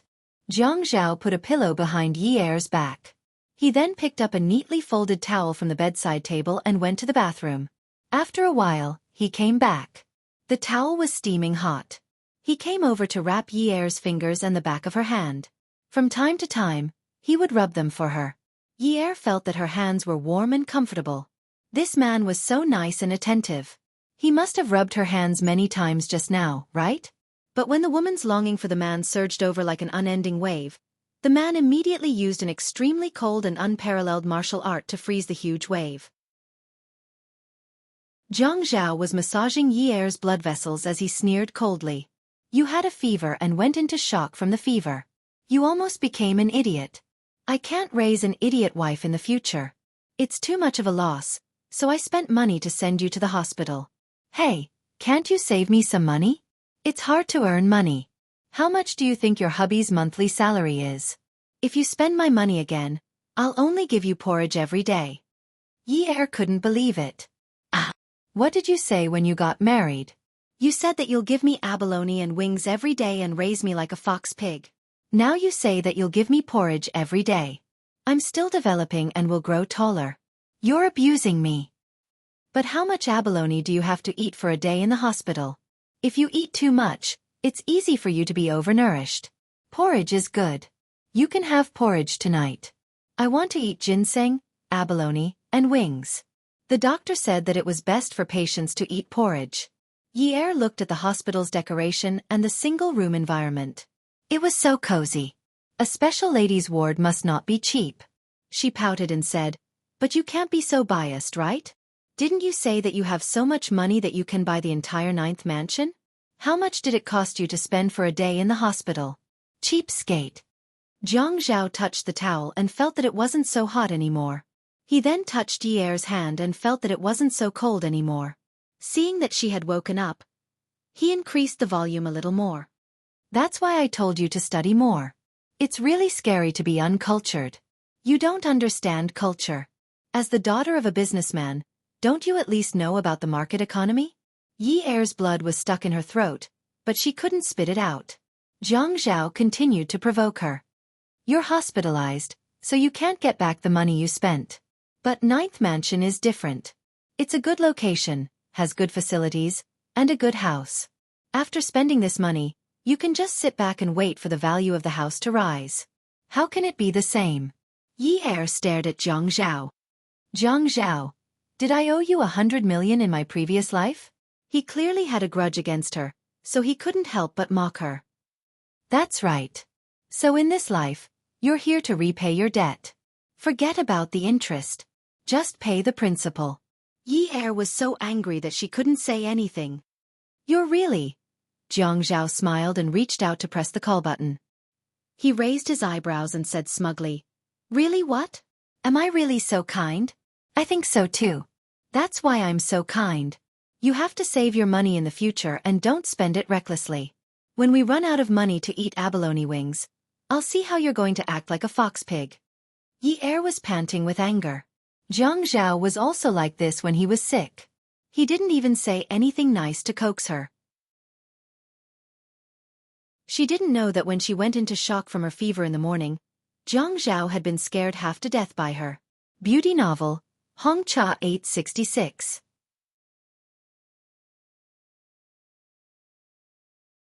Chapter 509. The city government had a lot of work to do. He had to send the patient to the hospital, go to the office, settle the documents, and then rush back. It was already night time, and he had been running back and forth a few times today. The nurse came in, and her service was better than the nurses in the public hospital. She was very polite. When she was taking Yi Er's temperature, she said, Mrs. Zhang, don't forget to take your anti-inflammatory medicine when you go back. You must take note of your fever caused by your wound infection. Wound infection? Isn't it because you took a cold shower? Yi Er's first instinct was that he had a fever. It should be because he had taken a cold shower with Jiang Zhao. The water was so cold, How could he not catch a cold? But why was he fine? Wound infection? Haha. Yi suddenly laughed out loud. The nurse was stunned, and so was Zhang Zhao. Why was she laughing like this? Yi scratched his head. Miss, do I need to get a rabies vaccine? Why do you need a rabies vaccine? Because Yi tilted her head and looked at Zhang Zhao. Her eyes curved into crescents as she smiled. She said coquettishly, because I was bitten by a dog. Zhang Zhao's face turned black. Miss had been working in the hospital for a long time and had seen a lot of people. She knew how to read people's facial expressions.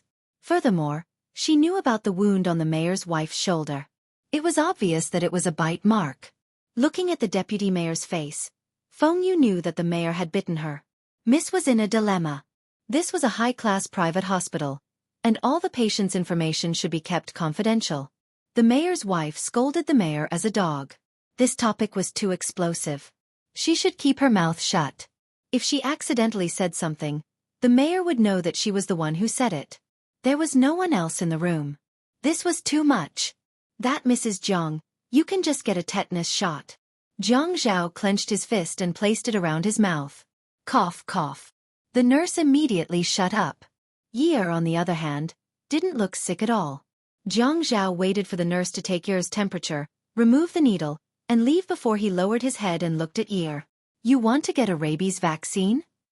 Yi was originally happy, but when she saw Zhang Zhao smiling so complacently, she couldn't continue to be happy. Her intuition was that this man was very sinister and immoral when he smiled like this. Hubby, I'm so hungry. Is the porridge ready? After Yi stopped smiling, she immediately changed into a pitiful stray cat. She looked at Zhang Zhao pitifully and asked, Did I really spend so much money that you won't even give me porridge? I am going to work next month. I need to pay for my living expenses. Please give me some porridge, hubby. Yi grabbed Zhang Zhao's shirt and shook it. Zhang Zhao shook his head and slowly pried Yi's hand away. He rubbed her head as if he was worried about her and said gently, The doctor said to drink more water.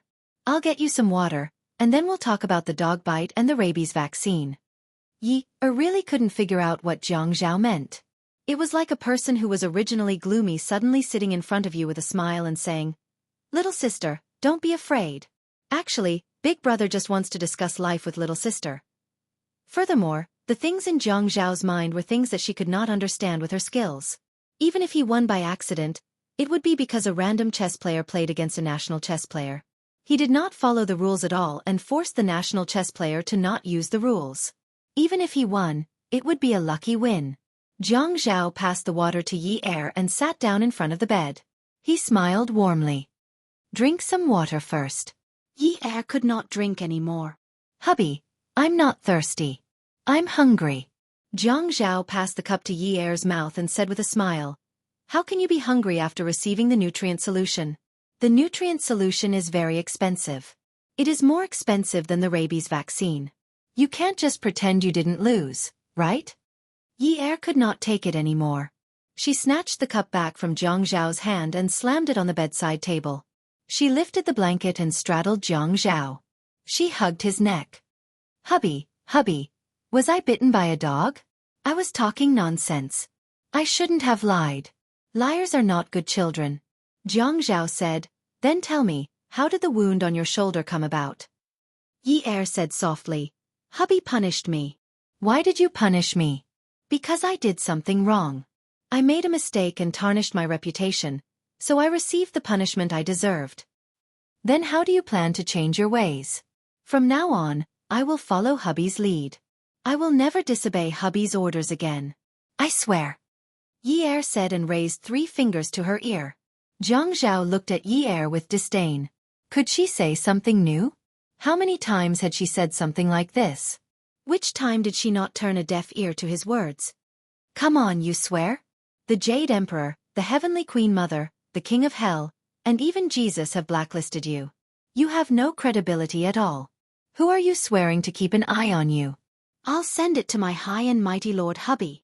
Zhang Zhao laughed. Haha, good. Are you really hungry? I'm really hungry. Dad should be here soon. He was here just now. When he heard the nurse say that she wanted to give you some porridge, he went out to buy it. From tomorrow onwards, you should exercise properly. Don't fall sick like this again. The whole family will worry about you. Oh, actually I didn't want to. Wasn't my wound infected? At this point, Yi Er's voice became softer. She carefully glanced at Zhang Zhao. She was afraid that he would say something about her historical mistake again, so she kept quiet. After that, Yi Er sat back down on the bed. Zhang Zhao said that it was better to cover her up. Although her wound was infected, she still had a cold. She didn't want to catch a cold again. Yun Hongwei carried the thermos into the ward. When he came in, he didn't greet Zhang Zhao and even seemed to be ignoring him. Yi Er saw that her father was acting strangely. Then she looked at Zhang Zhao. It seemed like he was purposely sticking to her father and looking for something to do. It seemed like he was trying to please him. What was going on? Did she miss something? Yun Hongwei had just opened the thermos when Zhang Zhao immediately went up to him. Dad, you rest for a while. I'll fill it up. Yun Hongwei ignored him. He lifted his elbow and blocked Zhang Zhao's hand. He also moved his body and directly blocked Zhang Zhao behind him. Zhang Zhao looked past Yun Hongwei and gave Yi Er a look. He frowned and winked. Then he lifted his chin and propped up his head in his father's direction. Yi Er was very confused. What was he doing? After Yun Hongwei filled the bowl with porridge, he pulled up a stool and sat down beside Yi Er's bed. Yi Er quickly went to take the bowl. Dad, I'll do it myself. I'm fine. Yun Hongwei held the bowl and dodged.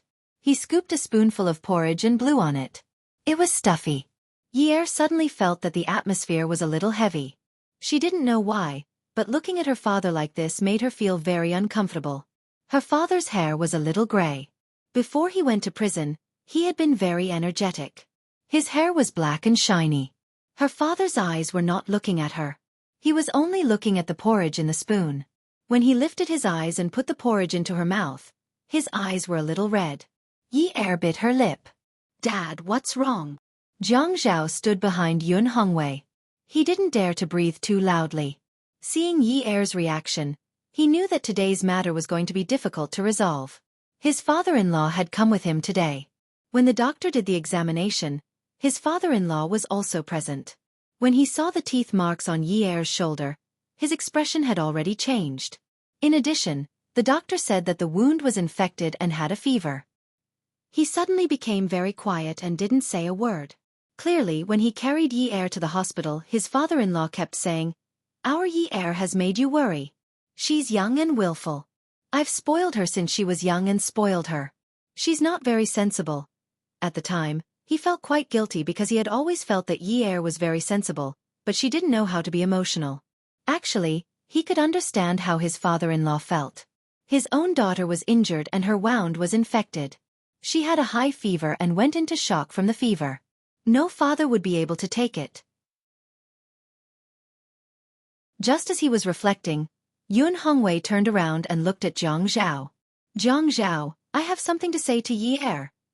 Zhang Zhao was a little nervous, but he understood that Yun Hongwei was asking him to leave.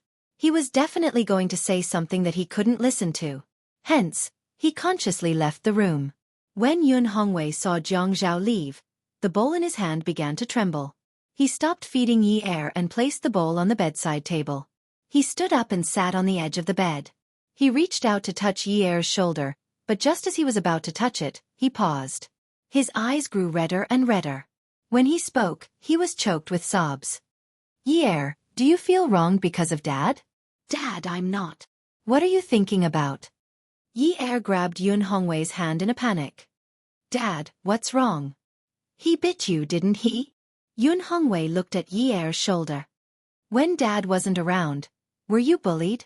No matter how much Yi Er wanted to cry, she didn't dare to. She forced herself to hold back her tears. This was her ability. Dad, no one bullied me.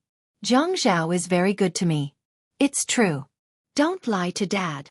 Dad isn't blind. He bit you. If Dad found out that you had to be like this when he came out, Dad would rather stay in there for the rest of his life. Yun Hongwei looked at Yi Er and felt bad. His daughter was only 19 years old. It wasn't as if he didn't know that she had been running around because of him. She had just been married, but her husband had bitten her until she had a high fever and was still unconscious. He thought of something more serious and asked anxiously, "When Dad wasn't around, did he hit you?" Yi Er was shocked. Zhang Zhao had hit her before, but that was because he wanted to snatch her life from Zhuang Yichen. Why would Dad think that? "Yi Er, did he hit you?" Yun Hongwei's voice rose a few notches. He squeezed Yi Er's shoulders a little harder. "Dad just wants you and Xijie to live a safe and happy life. If you live like this, Dad won't do it outside. Yi Er, you're still young. Get a divorce." Just as Yun Hongwei finished speaking, the door opened again. Zhang Zhao strode into the room. His hands were still clenched at his sides. His brows were tightly knitted together. He looked at Yun Hongwei and called out in a low voice, "Dad!" When Zhang Zhao saw Yun Hongwei tilt his head to look at him, he wanted to relax his brows, but he couldn't. He wanted to explain, but now that he was in front of a father, no matter what he said, he would be in the wrong.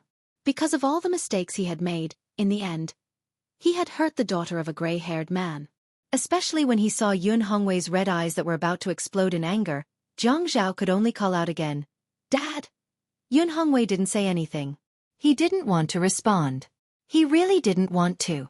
He could endure anything in prison. There were many ways to force him to confess. He could endure it, but his children were his flesh and blood. Welfare, Xinwu 799.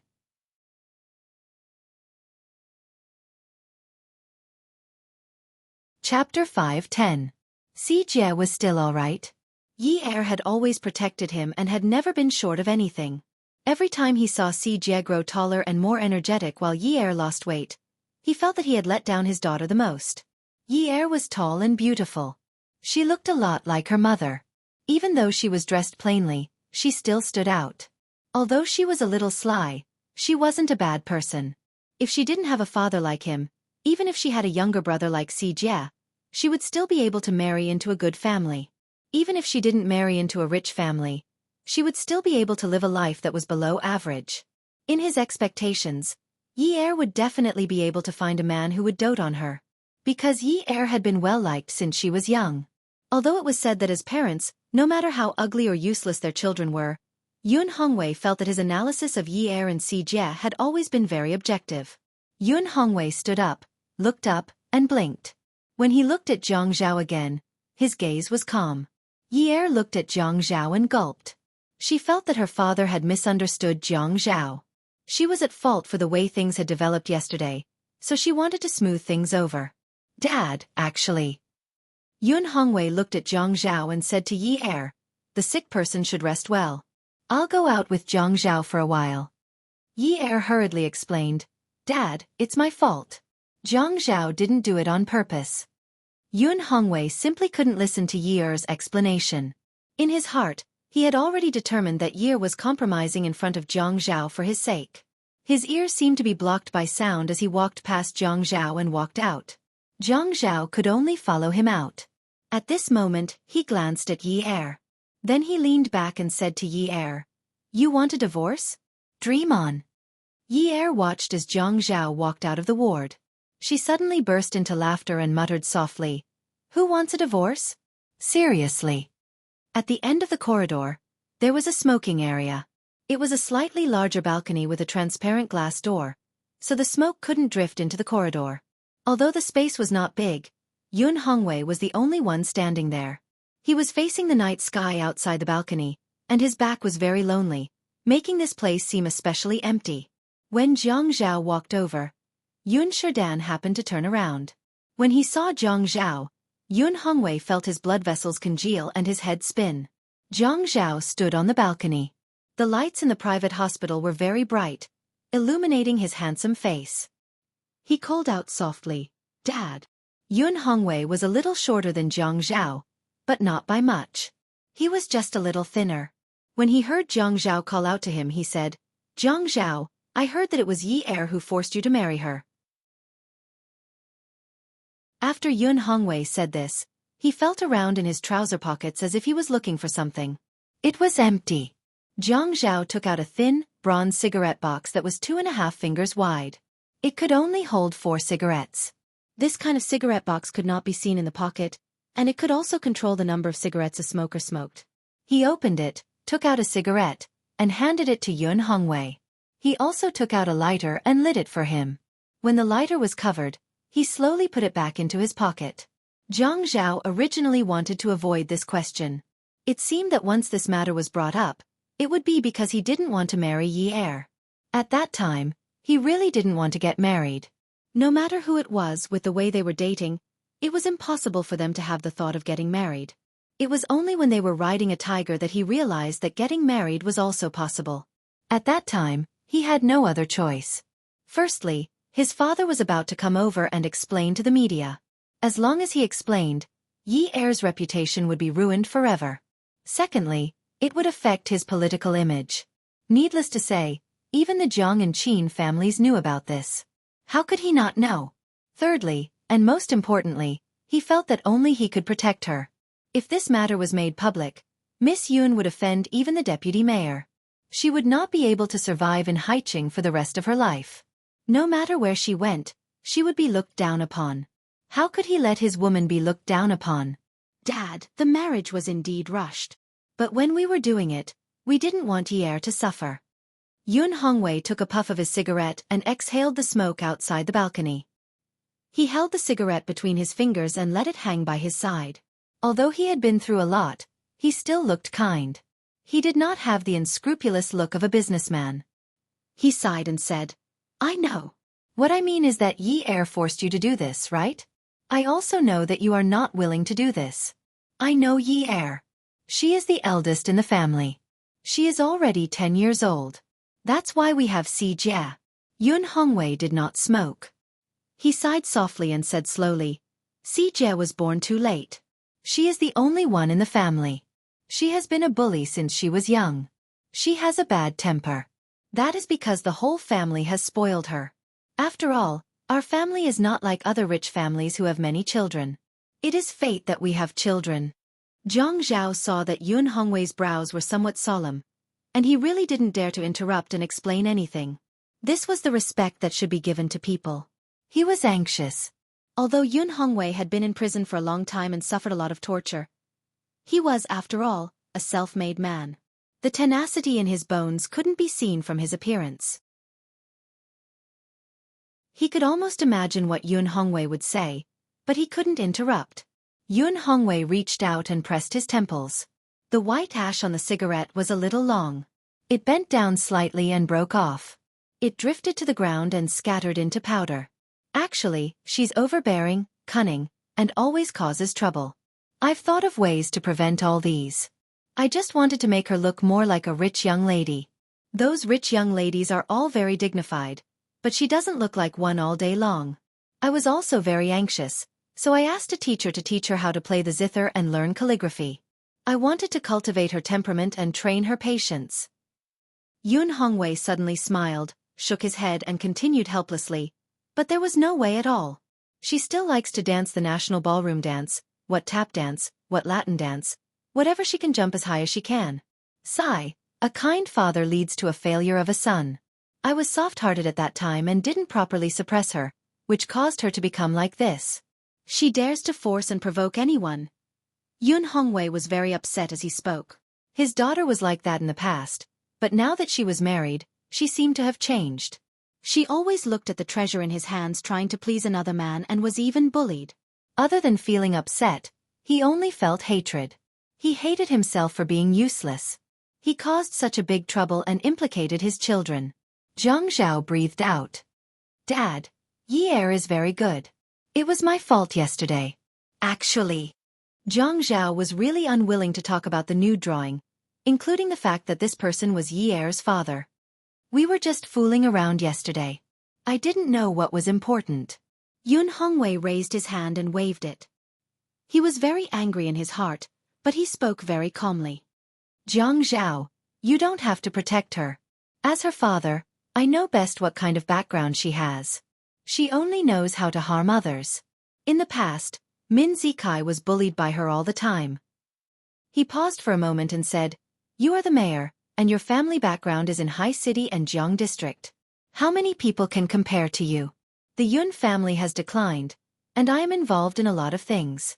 Our Yi heir is actually not good enough for you. He had only been back for a day, and he saw his daughter's shoulder being bitten like that. The flesh was torn. How much blood did she lose? What if he was not around? Would his daughter be subjected to domestic violence?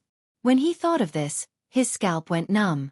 Although Yi heir was tall, how could she withstand domestic violence? A man who hit a woman was definitely not acceptable. Dad, you are making it sound too serious. Zhang Zhao raised his voice. He had guessed correctly. Yun Hongwei's words were to continue what he said to Yi heir in the ward. This father wanted his daughter to divorce her husband. Although he understood that a father was upset about his daughter's injury, there was a reason for this incident. If he knew that Yi heir would get a fever because of her wound and burn like that, he would rather bite himself than bite her. He was impulsive at that time. But what was the point of pursuing the reason for yesterday's incident? It seemed like they had made up last night and agreed not to pursue the matter of the painting, didn't they? Everything had an end. He couldn't possibly keep staring at that incident, right? If he kept brooding over the past, how was he going to live his life? Who could be innocent? Who had not done anything wrong? Who was born with a good temper and patience? Who was able to tolerate everything? Yun Hongwei looked at Zhang Zhao. He did not say anything, but the hand holding the cigarette had already flattened the long filter. Zhang Zhao had been very respectful to him since he came back yesterday, but now that he suddenly raised his voice, he did not look like someone to be trifled with at all. The more he acted like this, the more worried he was about his daughter's situation. Dad, I apologize for yesterday's incident, but the question of whether Yi heir is worthy of me is not something that's nice to talk about right now. Yi heir is my wife now. As long as I acknowledge her, she is worthy of me. Dad, no husband and wife can live without conflict for the rest of their lives. But I will try my best to resolve these conflicts. I understand how you feel, but this does not mean that I agree with your decision. Although our marriage did not receive your blessings, it does not mean that I will agree with you breaking us up. Zhang Zhao's tone was respectful, but every sentence was forceful and did not leave any room for negotiation. Dad, I know that you think I bullied Yi heir. Just now, I heard you ask Yi heir if I hit her. You must think that I often bully her, but to be honest, I have already done my best to tolerate Yi heir. I have almost never rejected anything that she wants. I think what happened today has left a bad impression of me, and I will do my best to make up for it. But I will not agree to a divorce. No matter what conditions you propose, I will not agree to them. Even if you ask Yi heir to sue me, I will not agree to it. If I had thought of a divorce when we got married, I would not have gotten married at all. Why bother? Yun Hongwei did not expect Zhang Zhao to reject him so forcefully. He also did not expect that Zhang Zhao would not leave any room for negotiation and would not agree to any conditions. I did not ask Yi heir to marry into a rich family. It might be a blessing for her to live a simple and peaceful life. Without great wealth, there would not be great ups and downs. The most important thing for a woman was to have a stable life. Dad, I won't let her experience any hardships. Don't worry. Yi heir sat on the bed and waited for a long time, but her father and Zhang Zhao did not appear. It was not appropriate for her to go out. She felt that it would be troublesome for a woman to go out at this time. Finally, someone pushed the door open and entered. It was Xiao Ya, who was wearing a big black sunglasses. Yi heir was a little disappointed and called out, "Sister Xiao Ya." Xiao Ya pushed her sunglasses up and placed them on top of her head. She placed the flowers in her hand on the table and looked around the room. She did not seem like a guest at all. Welfare, Song Shu 566.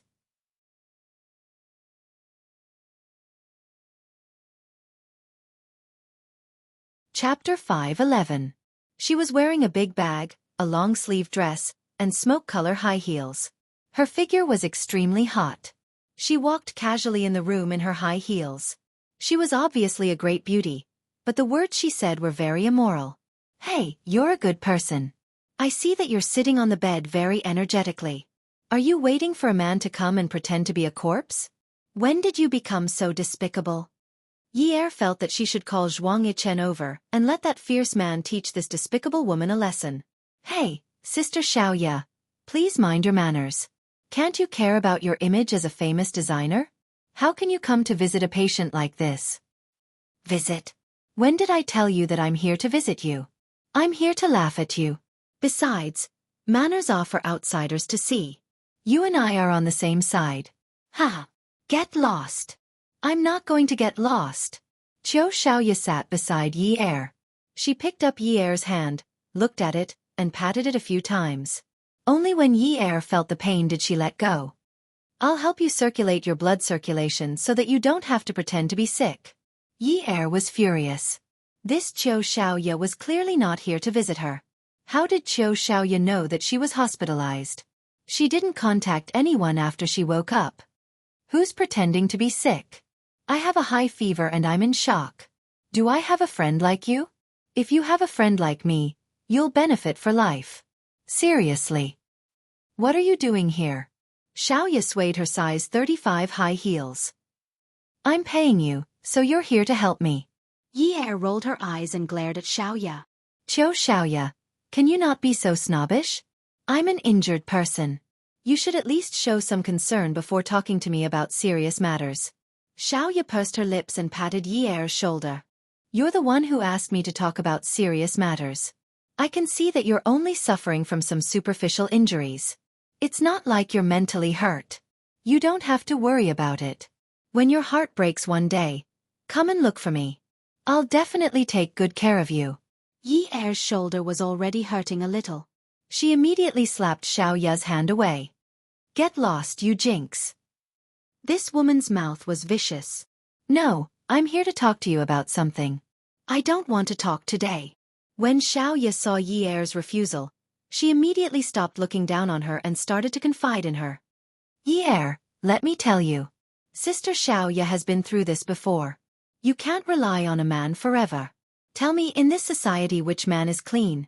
If they don't find a prostitute, they're keeping mistresses. If they don't have extramarital affairs, they're having one-night stands. Today, you're young and beautiful. Tomorrow, when you're older and he's 50 years old, he'll still jump into the bed of an 18-year-old girl. Yi Er wanted to vomit blood. Qiu Xiaoya, I'm going to record you and play it for Zhuang Yichen.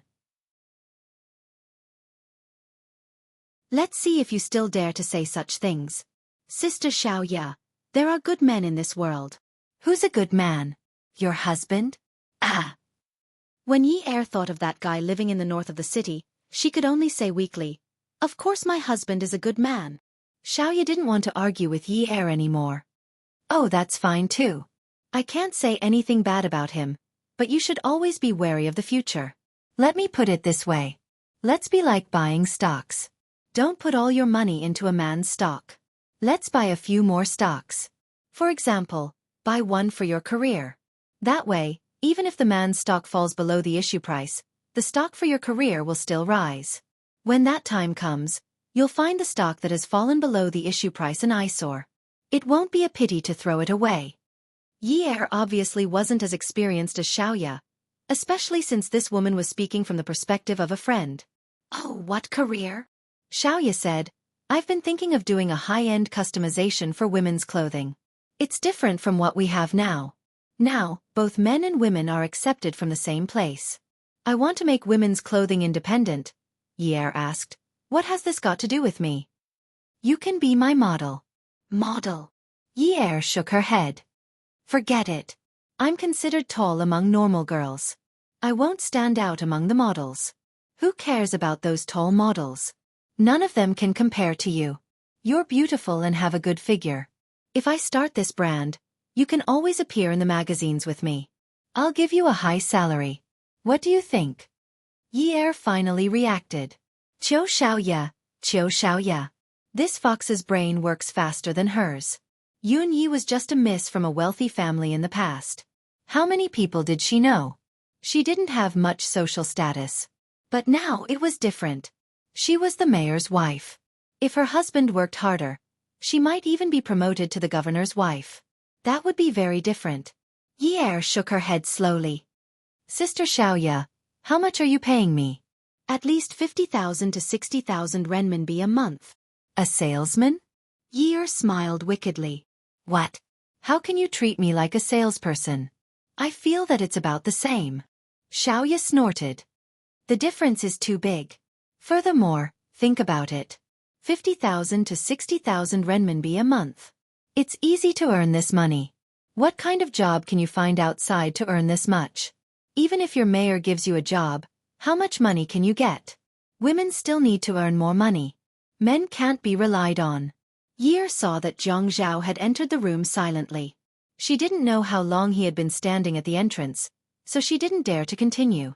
Xiaoya, on the other hand, was still complaining. Look, you know that aunt of yours. She relies on her husband to be a rich man's wife, but she can't give birth to a son. Her husband also doesn't give her a good face. If she was tougher and could earn as much money as me in a month, would her husband dare to give her a good face? Look.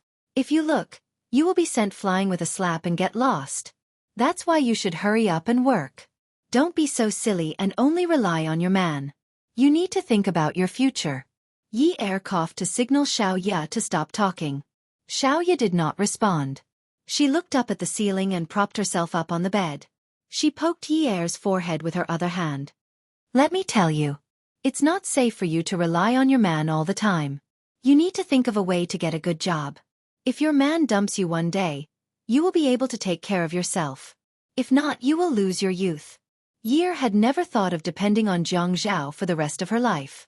After the incident with the Yun family, she realized that she could not manage the family business well. Being ignorant and incompetent would not lead to a good ending. Now that she had the chance, she must study. But she did not dare to talk to Xiaoya. She was worried that she would have a hard time tonight. She called out to Zhang Zhao. Hubby.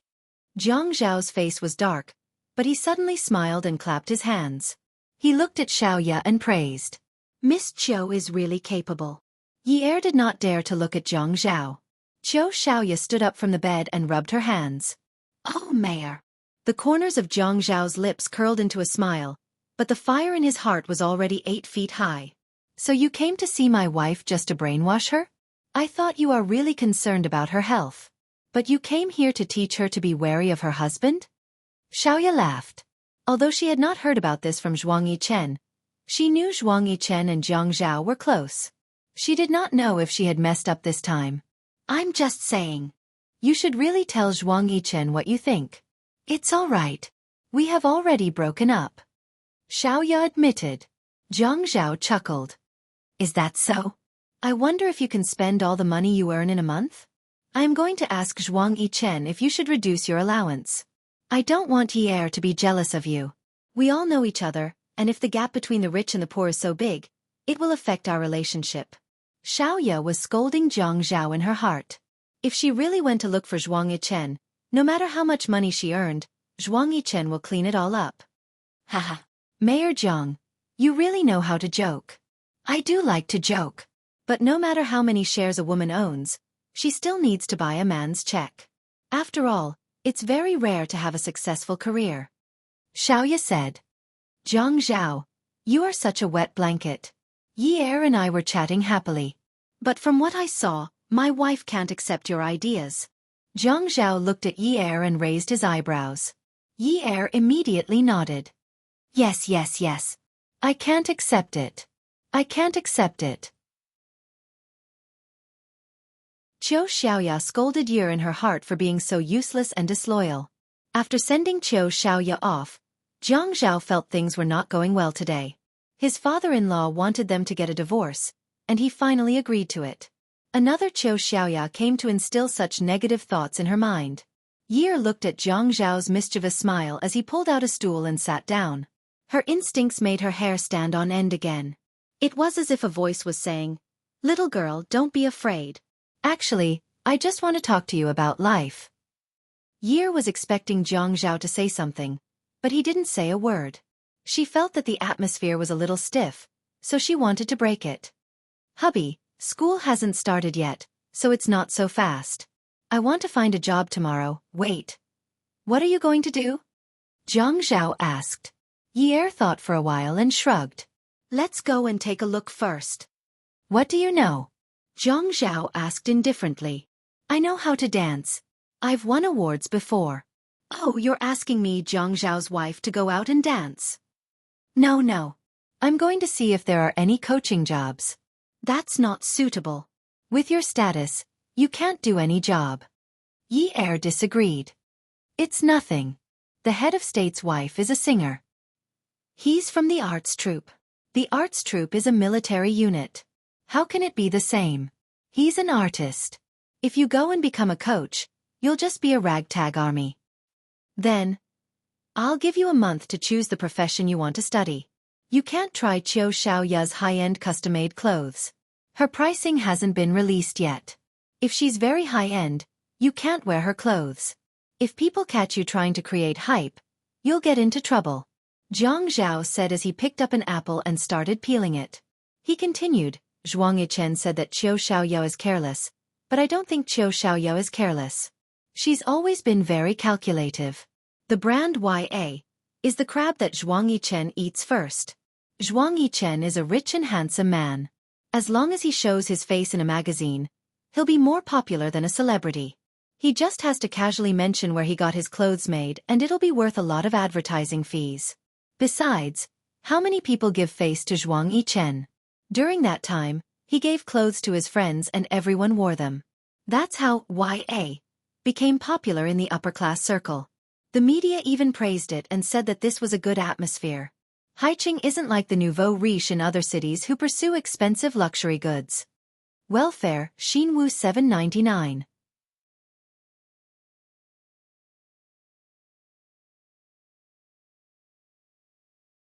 Chapter 5:12.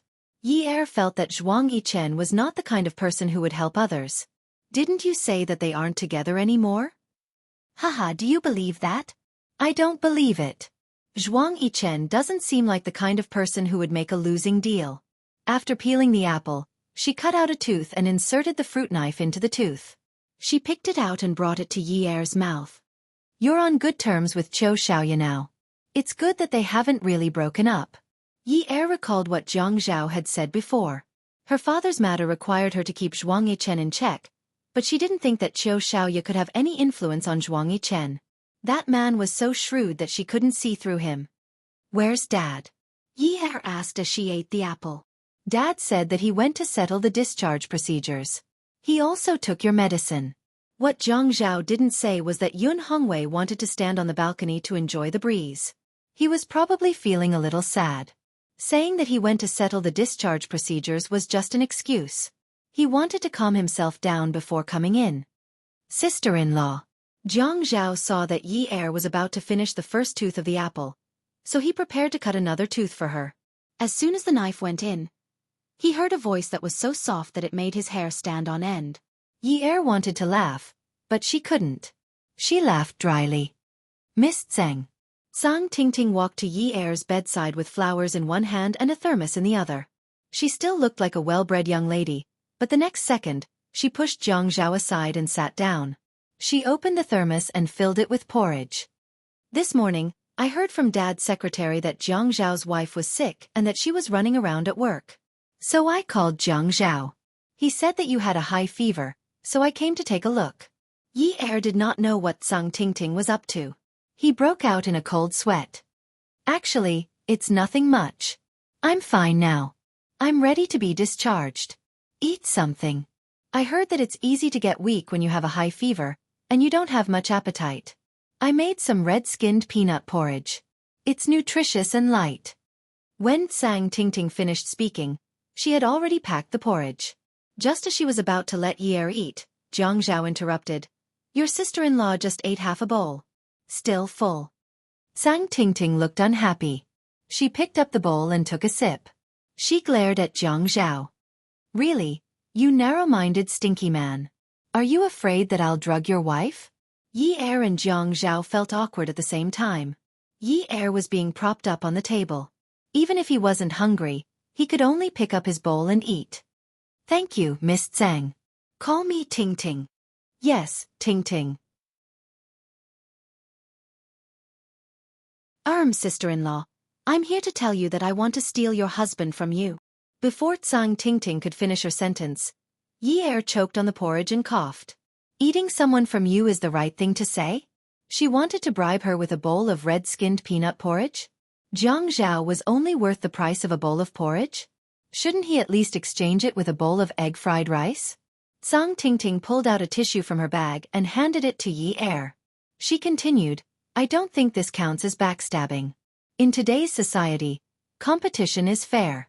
Plus, with my understanding of Jiang Zhao, I can totally take him down. Jiang Zhao clicked his tongue and frowned. He had one arm around his waist and the other on it. His fingers curled as he rubbed his chin thoughtfully. Tingting, actually, I think that the next time you talk to your sister-in-law about something so serious, can you bring some abalone porridge or bird's nest? I should be more expensive than a bowl of peanut porridge, right? Yi Er choked on the porridge again. Was this what it meant to have telepathy? She looked up at Jiang Zhao. Hubby, can we not talk about the porridge and your relationship? I wanted to at least eat some porridge, but it's not very useful. Are you saying that I'm very useful? Of course. Zhang Tingting was ignored again. She was often ignored by Jiang Zhao, so she was used to it. But now, she was being ignored by the couple. She was really irritated. Yi Er felt that Zhang Tingting was just a little crazy. Being stubborn was not a bad thing, but being stubborn was a little stupid. If it were her, she would have gone to the north of the city to get rid of the guy. No matter what, that guy over there was the real threat. Didn't that big lover say that they had feelings for each other for more than 10 years? What was she? She was the wife in name, but in her husband's heart, she was not even as important as that big lover. So, if she couldn't distinguish the enemy, she was destined to be defeated. But she was not that far off. Zhang Tingting's failure was foreseeable, but her failure was unforeseeable. Maybe one day, she would be kicked off the position of Mrs. Jiang by that big lover. Sister-in-law. Zhang Tingting endured for a long time this time. After she called out to her, Yi Er said, Sister-in-law. Zhang Tingting stood up and looked at Yi Er, then at Jiang Zhao. She smiled confidently. Sister-in-law, I'll be leaving first. I came here today to say goodbye to you. Tomorrow, I'll be going to Jiang Zhao's building to work. Don't you know that the pavilion closest to the water enjoys the moonlight first? Jiang Zhao nodded. Tingting is right. That's the truth. You've read a lot of books. You can even understand the profound meaning of, the pavilion closest to the water enjoys the moonlight first. You're better than your sister-in-law. Yi Er pursed her lips and glared at Jiang Zhao bitterly. She said softly, Why don't you let Tingting come to our house to work part-time? That way, you'll be closer. You'll be eating and sleeping at home every day. This way, Tingting can eat at the same table as you every day. Jiang Zhao was unhappy. He felt that Yi Er didn't care about her anymore. She was here to steal her husband. Didn't she know how to steal her husband? Was she an idiot? Zhang Tingting snorted. Yun Yi Er, you're going too far. You actually want me, Zhang Tingting, to work part-time for you. How dare you say that? I'm from the Provincial Party Committee. Yi Er smiled and said, You're the daughter of the Provincial Party Committee secretary. I know that. I'm not stupid. I'm just unhappy that my husband said that I don't even understand the meaning of, the pavilion closest to the water enjoys the moonlight first. I just want to try my best to explain that I understand the meaning of this sentence very well.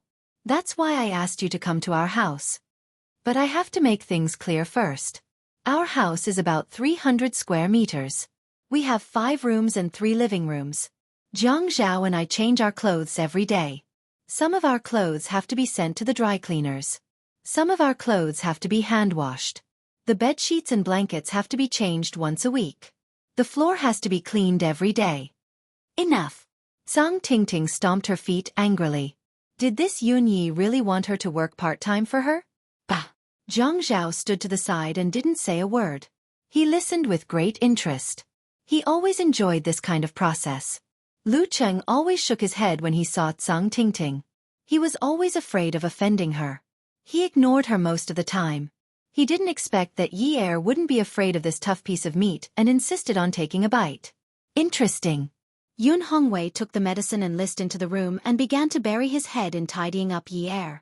Yi Er didn't feel any discomfort to begin with, so she quickly changed her clothes. Zhang Tingting wanted to say something, but she was thinking about what to say. This was because she didn't know how to deal with a big wife like Yun Yi. Unlike other women, if they knew that someone was trying to steal their husband, they would come out and make a scene. Instead of saying, "You can call my husband and chat with me," she would say, "Come to my house and work part-time. You'll have more opportunities." If this wasn't a weirdo, then what was? When Eun-woo found out that Yi-er was hospitalized, he rushed to the hospital without eating dinner. If his grandfather hadn't asked Qin Rongfeng out for dinner that night, he wouldn't have known that Yi-er had a high fever and fainted from the fever.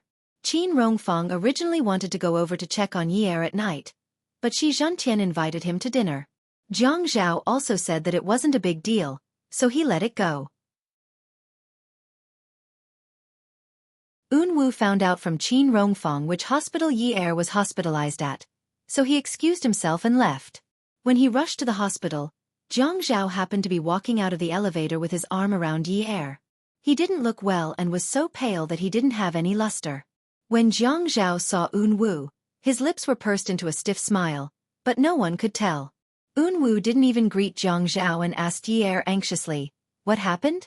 Why is she hospitalized?" Yi-er tilted her head and looked up at Jiang Zhao. Seeing that Jiang Zhao didn't react, she answered Eun-woo, "She caught a cold yesterday and slept a little late, so she got a fever." Jiang Zhao put his arm around Yi-er's shoulder and said, "Honey, when we go back today, let's go to bed early and not stay up late." In the ears of others, these words were extremely ambiguous. Eun-woo simply looked up at Jiang Zhao. Yesterday, when he asked Yi-er to take the painting back, he was hoping that Jiang Zhao would find out that he was the one who had painted for Yi-er. There was nothing to hide. He just liked Yi-er. Jiang Zhao replied disdainfully. Yun Hongwei came back from outside the hospital and happened to see a group of people at the elevator door. He said to Yi-er, "We've put everything back in the car. Let's go." The group of people had just taken a few steps when Eun-woo called out to Jiang Zhao. "Zhao Ge, let's have a chat." His voice was calm and carried a hint of a smile. Jiang Zhao stopped in his tracks. He didn't immediately turn around but patted Yi-er's shoulder and said, "Go to the car with Dad first. It's cold now and the wind is very strong. You'll catch a cold when it's just right. I'll come over in a bit." Yi-er nodded. Jiang Zhao had warned her not to be alone with Eun-woo again. She had also agreed, so it was time for her to leave. Moreover, she felt very awkward right now. It wasn't just an ordinary awkwardness, so girls shouldn't casually take nude photos. If they drew nude paintings, they would run into trouble one day. Jiang Zhao was just turning around when Eun-woo walked over. "Do you want to go to the car? If there's anything you want to say, just say it." Eun-woo looked much weaker next to Jiang Zhao. However, the light slowly gathered in his eyes, increasing his strength every second. He said provocatively, "You know, right?" The thing that made Jiang Zhao choke was the painting. Yunwoo's eyes were telling him, "You know, right?" Yi-er's body was very beautiful. She clenched her fists and smiled faintly. "It seems like this isn't a suitable place to talk. Let's go upstairs?" When Jiang Zhao finished speaking, he had already taken a long step to the side of the elevator. He reached out his hand and poked the triangle icon with his well-defined fingers. He softly said, "Okay." Eun-woo followed and stood beside Jiang Zhao. His elegant and beautiful appearance made Jiang Zhao's handsome face even more furious. The elevator went straight to the 5th floor and stopped. Jiang Zhao walked in front and Eun-woo followed behind. The two of them entered Yi-er's room. When Jiang Zhao closed the door, he pressed the Do Not Disturb button. Just as the light was pressed and Eun-woo steadied himself, Jiang Zhao suddenly threw a punch at the left side of his face. This punch directly hit the spot where Eun-woo was standing. He bent over and held his face, rubbing it. The taste of blood filled his mouth. Jiang Zhao reached out to unbutton his suit and wanted to take off his clothes. Talk your ass." Just as he took off his clothes to his elbow, Eun-woo suddenly looked up. His fair and slender fingers suddenly clenched into an iron fist and lifted it up. Jiang Zhao was just about to catch Yunwoo's fist, but his suit had just been taken off. This slow slap caused him to be pushed against the wall by the force of gravity. A line of blood immediately appeared at the corner of his mouth. Awesome novel, Shinwoo 799.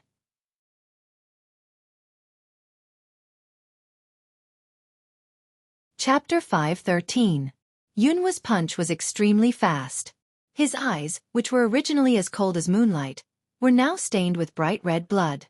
Jiang Zhao's back was against the wall. When he saw the fist coming, his neck quickly tilted to the side, causing the fist to hit the wall heavily. Taking advantage of this split second, he raised his elbow and hit Yunwu's back with full force. There was limited space at the entrance, and at this moment, the two tall men took up a lot of space, making it even more cramped as they fought. The fight didn't look spectacular, and it was very childish. The two men lay on the ground on their sides, twisting their elbows to pin each other down. Their eyes were fierce, but they were both injured. Yunwu panted. Jiang Zhao, there's no point in hugging something that doesn't belong to you. Jiang Zhao smiled faintly and replied, unfortunately, she can only belong to me. Yunwu's expression was extremely calm, but the strength in his hands didn't weaken. But she doesn't love you. She just had to rely on you because she had no one to rely on at that time. If she had known about my family background earlier, do you think she would have been with you? She would have relied on me willingly instead of being forced because she trusts me. This was the thing that Jiang Zhao didn't want to talk about the most, and he didn't want to think about it in detail. He had always thought that as long as they continued to be together, they would develop feelings for each other. Someone once said that women and men were different. If a man had no interest in a woman from the beginning, and if he couldn't develop feelings for her, he wouldn't be able to build feelings for her. But women were different. Even if she married a burly man, even if she didn't love him at first, as long as that man treated her well, she would forcibly brainwash herself and tell herself that this man was good to her and that she could love him. Then, many years later, she would realize that she really did love him. When she had lied to him about getting into a car accident, he knew that he had fallen. He had completely fallen. If he had fallen, so be it. He had accepted it. Some people could only see the end of their relationship after a lifetime. He was considered lucky, wasn't he? However, the problem between them did not last long. Many years later, they had not been married for long. Before he could make her feel that he was good, there were already groups of people jumping out and trying to sow discord between them. Yunwu said that Yi trusted him? Fuck you. If she didn't trust me, she wouldn't have asked me to draw for her. Don't you know that? Hearing this, Jiang Zhao's face changed.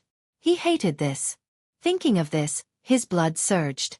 He thought that it was necessary to dig a basement here immediately and bury Yunwu in the basement after killing him. He wanted to make this wolf in sheep's clothing disappear from the world forever. Jiang Zhao suddenly felt an uncontrollable force rush out of his body. The original stalemate instantly changed. Jiang Zhao flipped over and pinned Yunwu down. He broke free of their bindings and threw a punch at Yunwu's face. He took a deep breath and spat at Yunwu. You're so pathetic that you think too highly of yourself. Why do you have to say such words without any confidence to comfort yourself? Yunwu indeed had no confidence. If his words had hit Jiang Zhao's weak spot, then Jiang Zhao's words had also hit him where it hurt. He exploded with strength and did a small carp flip, sending Jiang Zhao, who had just gained the upper hand, to the ground. Yi was waiting anxiously in the car. Why did the two of them take so long just to have a chat? She was not at ease at all. She was very anxious, especially since she knew the cause and effect of the incident. Yunwu was a simple person, but Jiang Zhao's performance yesterday made her know that Jiang Zhao would not give up so easily. Yi knew Jiang Zhao's mentality, but she did not know Yunwu's intentions. She started to worry and said to Yun Hongwei, Dad, I'll go up and look for Jiang Zhao. Why is he still not down after so long? Yun Shidi said, Don't go. It's windy outside. Didn't Jiang Zhao ask you to wait for him in the car? I still want to go and take a look. I'm still worried. Yi did not listen to Yun Hongwei. She opened the car door, pulled her sweater, and walked into the hospital. Jiang Zhao was not in the lobby. She did not see anyone in the high-end private hospital. She went to the reception desk to ask and was told that Jiang Zhao had pressed the elevator and went upstairs. Upstairs? Which floor? Who is he looking for? Just when she was about to take out her phone to call Jiang Zhao, the elevator opened, and a nurse, Miss, ran out. She ran to the reception desk and said to Miss from the consultation desk, There's a fight on the 5th floor. Mayor Jiang went in with someone and pressed the anti-disturbance lights. I don't know what to do now. Help me answer the call from the hospital director and ask him to think of a solution. Miss said while stomping her feet. Yi Er had already run to the elevator and pressed the triangle button a few times. When the elevator opened, she rushed in. Fight! Fight! She knew that this matter would not end here. When she reached the 5th floor, she turned on the anti-disturbance lights and opened the door. She stood at the door and looked at the two men fighting. She was stunned. You too. As soon as Yu heard Yi's voice, he immediately withdrew his hand. At this moment, Jiang Zhao's leg came over and kicked him in the stomach. His entire center of gravity shifted, and he fell back, barely landing beside Yi's feet. When he raised his eyes to look at Yi, his eyes were filled with grievance and injustice. Yi had never seen Wu like this. It was not because of his injuries. It was because of his eyes. He used to be calm in the past. Even if he did not have any desires, he was not weak. He had never shown any grievances before. Wu. Yi squatted down and helped Wu up. His lips opened a few times, but no words came out. The moment Jiang Zhao saw the situation, he knew it was over. Xian, that bastard, actually dared to play such a trick. In this world, other than Jiang Zhao, no one else knew about his grandson's background. He was no longer a child. Given the relationship between the Shi family and the Lei family, even if it was for his grandfather's sake, it was impossible for him to spread the news. Yunyi, come over here. Jiang Zhao raised his hand to wipe the blood from the corner of his mouth. When he saw that Yi was about to get up, Wu, that bastard, actually cried out in pain again. Yi immediately squatted down and helped him up. I'll call the doctor for you right now. Just bear with it. Wu immediately grabbed Yi's hand and fell into Yi's arms. He was very sensible and did not blame Jiang Zhao at all. It's okay. I'll go back later. I don't see patients outside. I have a family doctor at home. It's fine, don't worry. Jiang Zhao closed his eyes. It's over. It's over. How come I didn't know that there was such a good actor in this world?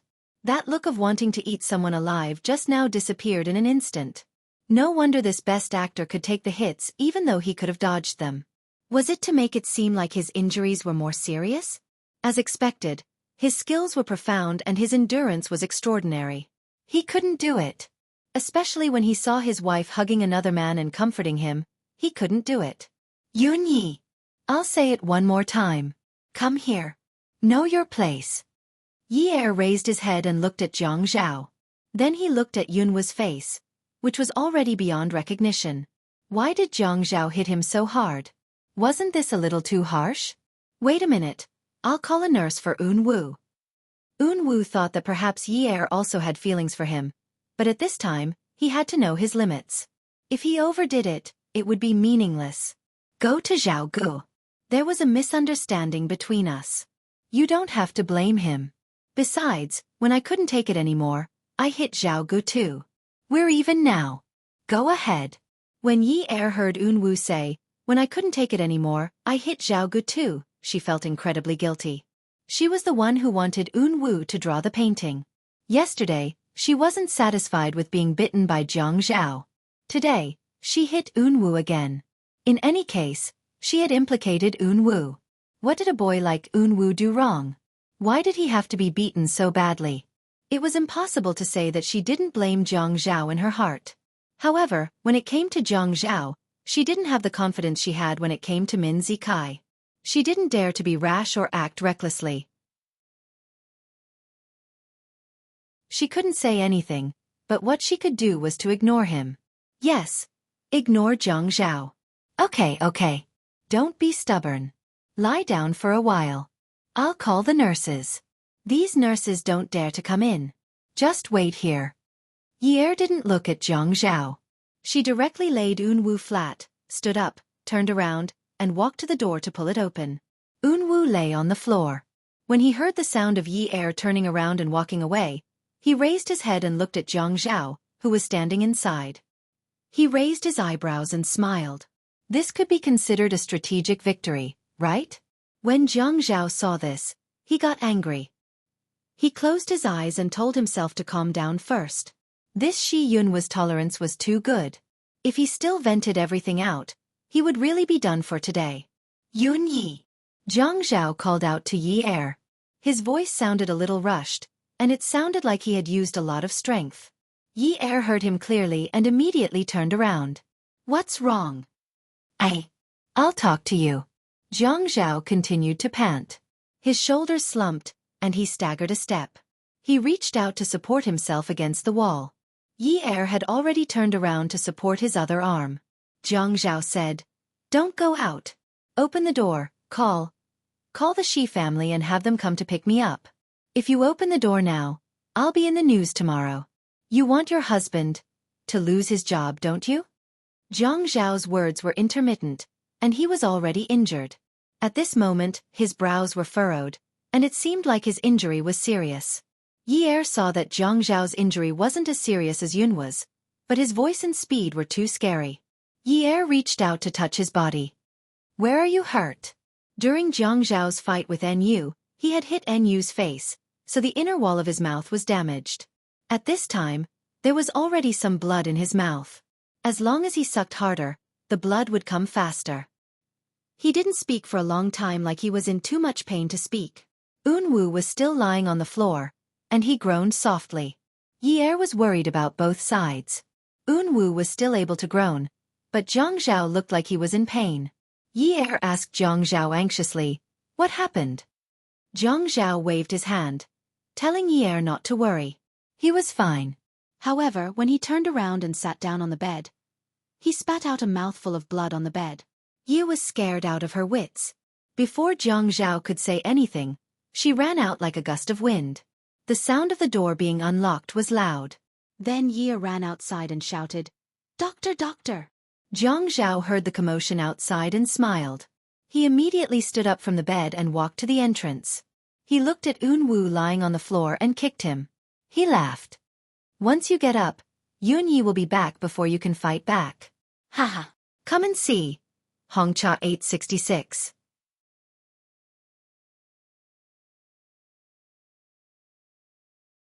Chapter 5:14. After saying that, he looked at Unwu, who wanted to get up but was holding himself back. He immediately walked back to lie on the bed and said proudly to the ceiling, "Shi Unwu, the floor is so cold, isn't it? It's more comfortable on the bed. You should know what it means to be a married couple now, right? My marriage certificate with Yun Yi was stamped with a steel seal, not an advertisement on a telephone pole. Do you understand?" Unwu clenched his fists and trembled. Just now, Zhang Zhao's saliva was diluted into a bloody foam. Yunwa's blood was really stuck in his throat. He shook his fist and hammered the ground. Zhang Zhao sneered, "You're quite strong. Your body is really good. Why don't you think about who you're scheming against? I have a problem. What I like to do the most is a tooth for an eye for a life. Don't be my enemy, because I'm very petty." Although Zhang Zhao's words were a little overboard, he was indeed a vengeful person. If he was scheming against, he didn't care about the small matter. As long as it didn't affect the big picture and it was related to the big picture, he would consider the big picture and not pursue the matter. Even he had a bottom line that he couldn't cross. Stealing his wife? No man could accept it. He couldn't cripple or kill Shi Unwu now, but he could return the tricks that Shi Unwu had used on him. He couldn't return a tooth for an eye for a life, but at least he had to return a tooth for a tooth. Didn't Shi Unwu, this grandson, pretend to be seriously injured? Fine, he couldn't let himself be wronged. He had to add another kick to make up for this grandson's performance. Didn't Shi Unwu pretend to be pitiful? Who didn't know how to pretend to be pitiful? His wife acted cute, coquettish, and pitiful for him every day at home to gain sympathy. Even if he hadn't eaten pork before, he had watched a pig run for a long time. He had no choice. He had a good master at home, so he didn't act without reason. Zhang Zhao, that's all you can do. Let's see who can last longer. I'll keep you company. Zhang Zhao lay on the bed and stretched. Just by relying on the difference in treatment between us now? One on the bed, the other on the floor. Let's see who can lie down for a day. Unwu was so angry that he had to take deep breaths to suppress his impulse. He really wanted to jump up and beat up Zhang Zhao, but he was worried about Yi Er's footsteps outside. Yi Er dragged the doctor into the room. When Zhang Zhao heard the sound, he immediately turned to the side and curled up. He frowned in pain. Yi Er asked someone to carry Eun Woo to another ward. Yi Er did not notice Yun Woo's resentful and reluctant gaze. She quickly walked to Jiang Zhao's bedside and reached out to grab Jiang Zhao's hand. "Tell the doctor, where are you hurt?" Ha! Yi Er was really anxious. Jiang Zhao was a very boring person. She knew that this man was definitely a male chauvinist.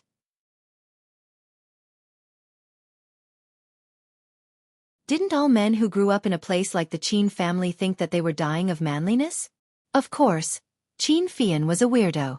Jiang Zhao definitely thought that he was quite capable and manly.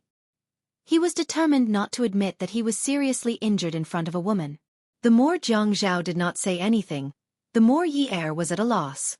"Doctor, why don't we just send him to take an X-ray?" Yi Er was originally the one hospitalized, but now the roles were reversed. It was Jiang Zhao. Yi Er also stayed in the hospital. She simply asked Yun Hongwei to go back. She had to take care of Jiang Zhao when they went to pick up her brother tomorrow. When the time came, she would send someone to pick him up with her father. This way, it wouldn't affect each other. Jiang Zhao fought with Eun Woo and was injured. He definitely couldn't go to work, but the reason for his injury was actually acting bravely for a just cause in the report. The next day, Yi Er drew the curtains open to let the sunlight into the room. The withered branches and leaves outside were blown around by the wind. Other than evergreen plants like holly, it was really a bleak scene. Yi Er thought about Jiang Zhao's acting bravely for a just cause, and was speechless. She didn't know what kind of righteousness this guy saw and what kind of bravery he had. She turned around and saw Jiang Zhao leaning against the headboard and reading the newspaper. She walked over and sat down. Yi Er said as she peeled an apple, "Hey, you really have the nerve to write such a reason for your injury. Even I feel embarrassed for you." Jiang Zhao looked indifferent. He flipped through the newspaper in his hand and swung his legs. He didn't look like a patient at all inside. "Actually, I'm also very embarrassed, but this was written by Lu Cheng without my permission." So this is Lu Cheng's fault? If Lu Cheng didn't write a leave for you, what are you going to report? Jiang Zhao thought for a moment. He flipped through the newspaper in his hand and continued reading. "I have to think about what kind of injury I suffered to get more compensation and a longer leave. It's best if it can be recorded so that it'll be beneficial for my promotion in the future." As he said that, he clicked his tongue. Lu Cheng is also brainless. How can he be so unskilled when applying for a leave of absence? I have to talk to him properly next time. My salary is so low. I should ask him to check if I have work-related injury leave that is 3 to 5 times my salary for a day of injury. Yi Er wanted to stab the fruit knife in her hand directly into the man's mouth and twist it until his intestines and stomach rot. He couldn't say such immoral things anymore. Aren't you afraid that someone will investigate you? Say that you made a false report? Oh. Jiang Zhao pursed his lips and shook his head childishly. I'm so scared. Haha. Yi Er decided to finish peeling the apple and stuff it into the man's mouth. That was the most important thing right now. Otherwise, if she let him continue being so smug, she would feel inferior. Jiang Zhao saw that Yi Er wasn't going to banter with him anymore, so he put the newspaper on his lap. Yunyi, you went to see that brat this morning, right? No. Yi Er handed the apple in her hand to Jiang Zhao. I plan to go take a look later. Just like how I cut it yesterday. Jiang Zhao glared at Yi Er and said angrily. Yi Er started cutting the apple again. Jiang Zhao said coldly, when I was injured and hospitalized, if you dare to take a step out of my room, I'll teach you a lesson. If you don't believe me, you can try. You were the one who injured him. He didn't hit me? Take a look for yourself. Am I not injured? What's more, that brat Shi Eun Woo is a wolf in sheep's clothing. I told you to stay away from him, not discuss it with you. Yi Er's expression changed. Eun Woo was a special person to her. They weren't very close, but strangely, she felt like he was a very good friend. It could be said that for a long time, she found a lot of comfort on Wutong Street because of those eyes. It made her believe that there were still clean things in the world and that the world wasn't that ugly. It was just that she happened to encounter ugly things and people. However, she wasn't completely unlucky because she met such a clean boy. When she was in a bad mood, she liked to go there to look for him. Sometimes, standing by his side and watching him draw was also a kind of enjoyment. When Jiang Zhao told her to stay away from Eun Woo, she could agree, but she couldn't tolerate Jiang Zhao insulting Eun Woo like this. You really are something. You told me to stay away from him, so I stayed away.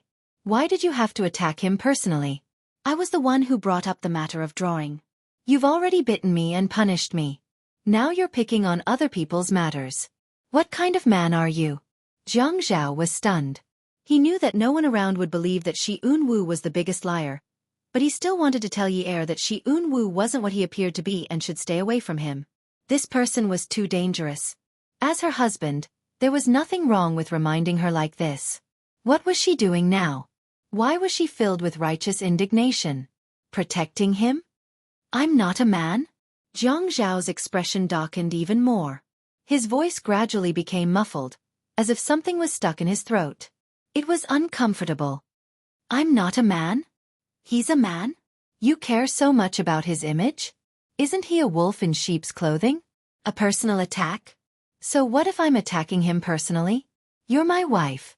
So what if I'm attacking him? No matter who I attack, you should be on my side. You're my woman. Don't you know where you stand? Yi Er had already stood up, but when she heard Jiang Zhao's last sentence, she was stunned and couldn't leave the room. It wasn't because she was touched, but because of where he stood. Her position had always been that she had to obey him. Otherwise, everything that happened to her would become unbearable. Someone would come and snatch her younger brother away. Someone would immediately send her father to prison. She relied on him to make a living. Suddenly, she remembered what Xiao Yiqiu had said. She was right. Women were useless and deserved to be bullied. A man could kill and seize with a wave of his hand. You had no right to argue with him about who was right or wrong. You had no right to argue with him. What he said was the rules. His rules were the rules. Yi Er lowered her head and sat down. She continued to slice the apple. She had always been able to tolerate it. It wasn't the first time he was being unreasonable. What was there to be uncomfortable about? He had said before that she shouldn't think too highly of herself and shouldn't be calculative with him. She placed the sliced apple next to Jiang Zhao's mouth. Eat it. Jiang Zhao looked at Yi Er and suddenly felt like burning the house down. No matter how angry he was, she could choose to ignore him and treat him lightly. A 19-year-old girl actually had such skills. She definitely wasn't human in her previous life. Thinking about what Yun Hongwei had said, did he really wrong her? What did he do to make her feel wronged? Ever since she got together with him, he didn't even ask anyone to take care of her younger brother. He was just waiting for her. When she said that she missed her father, he would think of a way for her. Although he wasn't completely acquitted, being released for medical treatment was much more comfortable than being in prison. He also asked Zhuang Yichen to speed up the investigation of the opponent. He saw that the house she lived in was small and old. He had long wanted to change it to a bigger one. After all, she used to be Mississippi. Even if she wasn't a miss from a wealthy family, he had a reason to let his woman live a better life. He had never shortchanged her in food and clothing. He didn't even give her living expenses. Instead, he gave her one of the company's dividend cards and never asked how much she spent. He tried his best to get closer to her family. He brought her younger brother to the amusement park and was polite when he spoke to her father. He never put himself in a high position. But the feeling he got from her was that when it came to a critical moment, she immediately obeyed him with the attitude that he was still useful to her. She really didn't feel that he was good at all. He didn't even know how she would treat him after the incident with her father was over. Reveal her true colors? Jiang Zhao suddenly had a self-harming thought. This day would come soon. He really wanted to fight with her. He really wanted to know how she would bare her fangs and brandish her claws to him when he was no longer of any use. Yunwa's ward was on the 4th floor. Shi Zhentian rushed over after receiving Yi Er's call. He was so scared that his soul almost left his body. Only he knew that Yunwa's heart had been replaced. He was most worried about whether his life would be in danger after being beaten like that. The family doctor naturally followed him, but Eun Woo refused to be discharged and insisted on staying in the hospital. If it was anyone else who had beaten Eun Woo, he would have killed that person's entire family if they dared to lay a finger on him. But it just had to be Jiang Zhao. Jiang Zhao was also hospitalized. Since ancient times, Beauties were trouble. Beauty novels, Hongcha 866.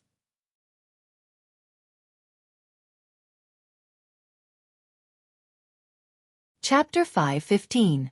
Wu said generously, "Grandpa, this isn't a matter of whether I can bear it or not. I once drew a nude picture of Yi Er, and Zhang Zhao knows about it. He now knows that I like Yi Er, so we have a grudge. But this is between the two of us. It has nothing to do with the family." In the face of Yunwa's relaxed indifference, Shi Zhentian only wanted to grab a vase and smash it on Yunwa's head. He wondered if that would wake him up. This grudge had nothing to do with the family? Could it have nothing to do with it? This was the daughter-in-law of a wealthy family, not the daughter-in-law of an ordinary worker's family. If anything happened to her, the whole of Haicheng would know. No one would be able to shut their mouths then. "You don't know what's important." Shi Zhentian scolded loudly. This was something that had never happened before. "I don't know what's important? Grandpa, when I met Yi Er, Zhang Zhao was still squatting in some corner. What's wrong with me drawing a picture of Yi Er? I do like Yi Er. Am I wrong?" Yunwa's originally casual and slow speech became hurried and agitated at this point. "I'm already 20 years old. Am I wrong to like a girl? I didn't start liking her after she got married. I've liked her for a long time. You told me not to be shocked, not to be angry, not to have any desires, but Grandpa, is that something I can control? I've controlled myself before. I thought it wasn't because I liked her. I've been controlling myself too much, and that's why Zhang Zhao got away with it. Did I want to create such a situation? Just because I had a heart transplant, I couldn't be happy for more than 10 years. Now that my heart is fine, is it too much for me to want to get a girl I like? Is it too much?" Wu, don't get agitated. Grandpa, don't be like this. You always tell me not to be agitated. Not to be agitated. But yesterday, I was very agitated. I hit Zhang Zhao, and Zhang Zhao also hit me. My heart is fine. Grandpa, I can be agitated, I can. I can have emotions like a normal person. I can be unhappy. I can get angry when I encounter something that makes me angry. I can vent my anger when I can't take it anymore. I can use the power of jealousy to rush into my fist and hit people. I can use my anger to fight against my love rival. Yunwa's eyes turned red, and his decibel level suddenly rose again. Ah! With a long howl, Shi Zhentian, who was scared to tears, hurriedly stepped forward and patted Yunwa's back. Wu finally calmed down. He grabbed a pillow from behind him and hugged it in his arms. He mumbled, "Grandpa, I can do all of that. I can do all of that. Do you understand? Grandpa, don't say such things to me in the future. I'm a normal man. I can get angry and fight like Zhang Zhao. I'm a normal person. I'm not a patient. I'm not." Tears flowed down the boy's elegant and beautiful cheeks and fell on the pillow, creating a pool of wet stains. Wu, it's Grandpa's fault. Grandpa hurt you. If Grandpa didn't take that path in the past, our family wouldn't have encountered such a thing. Even if we didn't become rich, we would still be safe and sound. You wouldn't have suffered so much in the past 10 years. Shi Zhentian wrapped his arms around Wu and comforted him. He always felt helpless whenever Wu was sad. He used to be a mafia figure who could cover the sky with one hand. After the Lei family was destroyed, he changed his name, but he still had power. Naturally, he had many servants. However, after Yunwa's heart was changed, he didn't trust any of the servants. He had to do most of the chores himself. He was a burly man who could call the wind and summon the rain. He had to learn to be gentle, patient, and indifferent. He had to learn not to be rash or impatient. For someone who had worked in the underworld before, this was undoubtedly torture. However, for the sake of this young man, he persevered. Most of the time, he naturally felt that he was Elder Shi. He was used to it. He thought that Wu was used to it too. However, Wu cried and complained to him, "I'm a normal person. I'm not a patient, I'm not."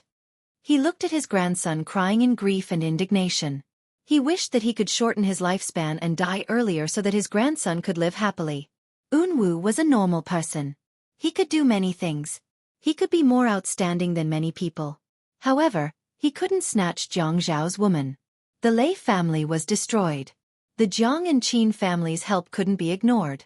If the Jiang and Qin families hadn't helped cover it up and used their power to edit a large number of files and records, it had long been dug out by some of his enemies. He still remembered when old Jiang called him and asked, "What are your plans for the future?"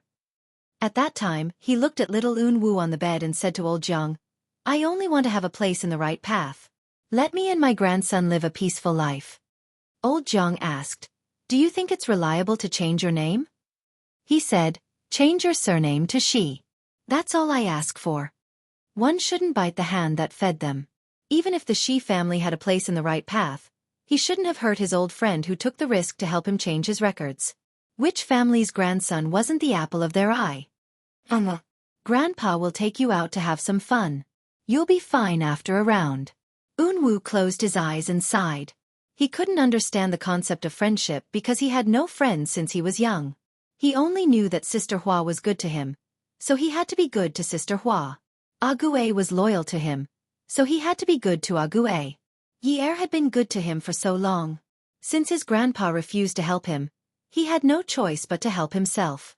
"Grandpa, I don't want to go out to have fun. After I recover, I want to go to work at the company. I'm already 20, and I only go to the company on Mondays and Fridays. I don't think that's right. After all, everything at Xi Empire needs to be managed by me. I think if I'm busy at work, I'll think less." "I'm glad you think that way." Wu couldn't see Shi Zhentian's consolation and couldn't hear Shi Zhentian's joy. He looked out the window, and his eyes were distant. His hands that gripped the pillow tightened into fists. He thought to himself, "Jiang Zhao, even though the sea is wide, you have to be careful, or else you'll hit a reef and capsize." Seeing Yunwa's gaze drifting away, Shi Zhentian felt something was off. He didn't dare say anything, but he was worried that he might hurt Yunwa's pride. He thought about it and decided to strike from the side. In a serious tone he said, "Wu, actually, we're indebted to the Jiang family and the Qin family. Without their help, we wouldn't have been able to leave Japan safely, and we wouldn't have been able to grow so smoothly. However, Elder Jiang and Elder Qin have never mentioned their kindness and help, and they are very careful with their words. They are afraid that I might feel indebted to them, so they purposely put me down. This kind of affection is not something that can be explained in a short period of time. Grandpa wants to force the brotherly love from the previous generation onto you. That's my fault. However, is the so-called love between a man and a woman really more important than everything around you?" Wu kept looking out of the window. He watched as everything outside the window began to blur.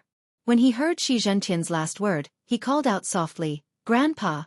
It wasn't that he didn't hear it, but he listened very carefully. Anyone who had experienced the ups and downs of his life would understand the meaning behind it. He took a breath and slowly exhaled. "Let me be alone for a while." Wu put the pillow down, lay down, pulled the quilt over himself, and closed his eyes. "Let me be alone for a while." Shi Zhentian nodded.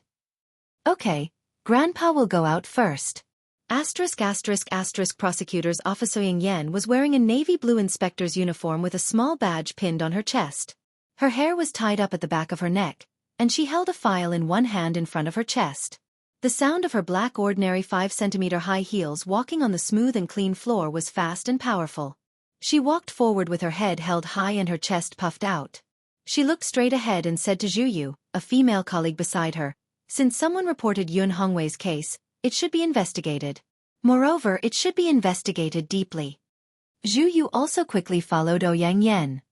"But Inspector this matter." Zhu Yu looked around and whispered, "Let's go to the office and talk about it." "Okay." Yang Yan was a rare beauty in the inspection department. When she was at work, even if her gaze was very firm and she talked about business with a very serious expression, her voice was still very gentle. It made people feel that she was a person who had never been angry. Naturally, she was very popular. After closing the office door, Zhu Yu sat opposite Yang Yan. "Inspector we can't touch this matter now." "Why can't we touch it?" "It's not that you don't know. Although the function of the inspection department is there, we are also restricted in many things." Yang Yan smiled. Her smile had always been warm and had the effect of calming and reassuring. "You mean that there is an authority involved now, right?" "Yes." And this case is not assigned to us. Why should we get involved in this muddy water? Forget it, forget it. Don't tell anyone about this matter. I'll let you know later. Seeing Zhu Yu go out, Ouyang Yen stretched out her hand on the desk and leaned forward to pick up the phone. She tilted her head and put it on her shoulder. Her jade-like index finger poked the phone number dial key. His eyes darted around as if he was deep in thought. As he listened to the beeping sound from the phone, he tapped the table lightly with his hand. "Hello," the person on the other end said. Ouyang Yen said with a smile, "Director Shen, I'll treat you to lunch." Attention, attention. Friendly reminder, another black-bellied man has appeared. Oh, the sun has risen from the west. You're actually willing to treat me to lunch. It seems that you haven't released the grain this month, and you haven't released the bonus this year either. Ouyang Yen swiped the landline phone and dragged it in front of her. Then she sat on the chair and lay back. She stretched out her finger and twirled the phone line. She pretended to be angry and said, "Treating you to lunch, do I have to release the money after the work? You don't have to find such an excuse to refuse, do you? I can't ask for more. Where is it? You can book the place." The man on the other end of the phone teased, "I want to book a place to take a nap. Will you treat me?" "Sure, and I'll ask a beauty to massage you. How about it? With you here, why should I ask for something far away? Why don't I trouble you?" Ouyang Yan's face turned cold, but she put on a smile in an instant. "Here we go again. Do you want to eat or not? I'll count to 3. If you don't agree, it will expire. See. You're so sincere. Let's meet at the Sea Moon restaurant. Welfare, Xinwu 799.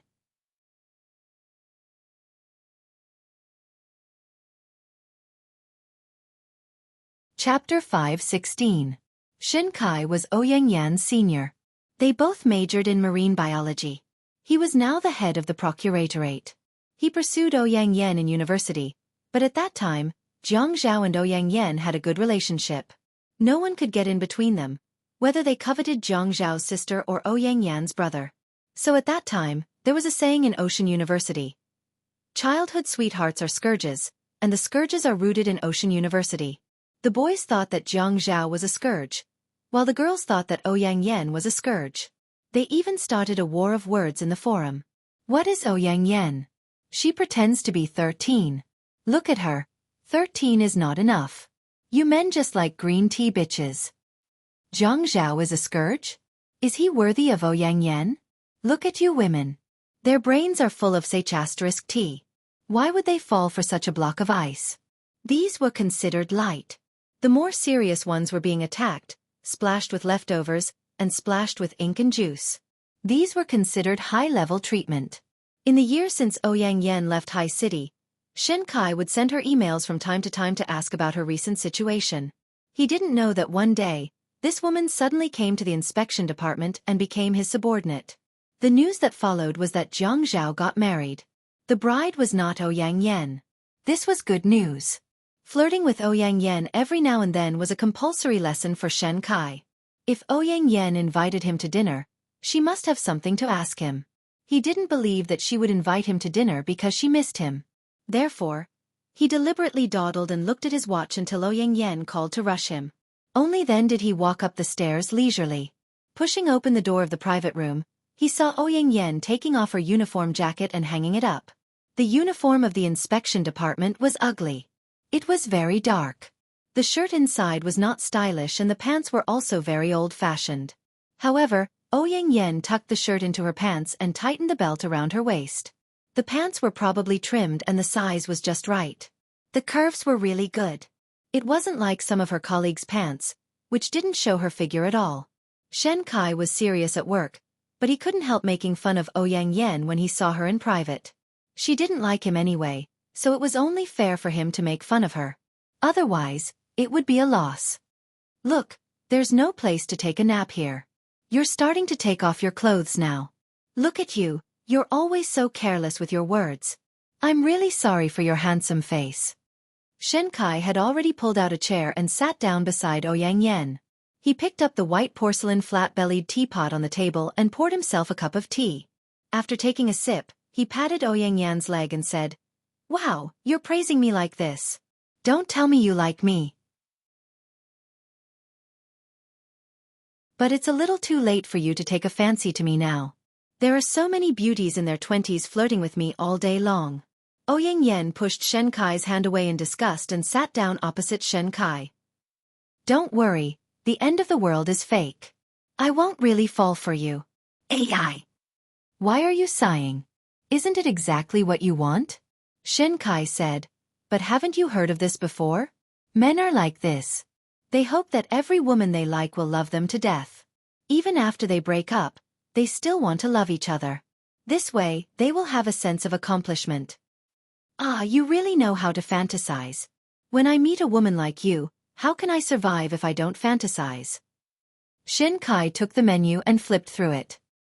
He stopped joking and asked, what made Inspector O willing to treat me to a meal? Ouyang Yen was straightforward.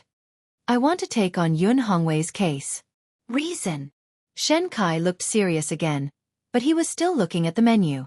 Ouyang Yen said, he is almost out on parole for medical treatment. As far as I know, he has recovered from his injuries. Aside from the previous mayor's incident, is Yun Hongwei's business so clean? In 2003, didn't his food company also have a batch of problematic food? After this incident was resolved, did he really not use any underhanded methods? In 2004, High City's Bologna raw materials ran out, but he bought all the raw materials in advance and sold them to a mahogany factory at a high price. Is there any illegal transactions in between? Shen Kai's eyebrows were straight, making his handsome face look harmless and approachable. He had gained a lot of social advantages. At this moment, his eyebrows were furrowed. This tall man had long hands, and the service bell was in the middle of the big round table. He pressed it gently, and the waiter came in. Order. Ouyang Yen did not say anything and waited for Shen Kai to order. The waiter was around, and it was hard to say anything. But Shen Kai flipped the menu to the end and started reading again. While reading the menu, he asked the waiter, is the jellyfish salad sweet and sour? Or is it sesame oil and spices? The waiter had informed the waiter about the identity of the guest when she came in. So, she replied politely. Chief Shen, it's sweet and sour. Oh, forget it. The waiter immediately said.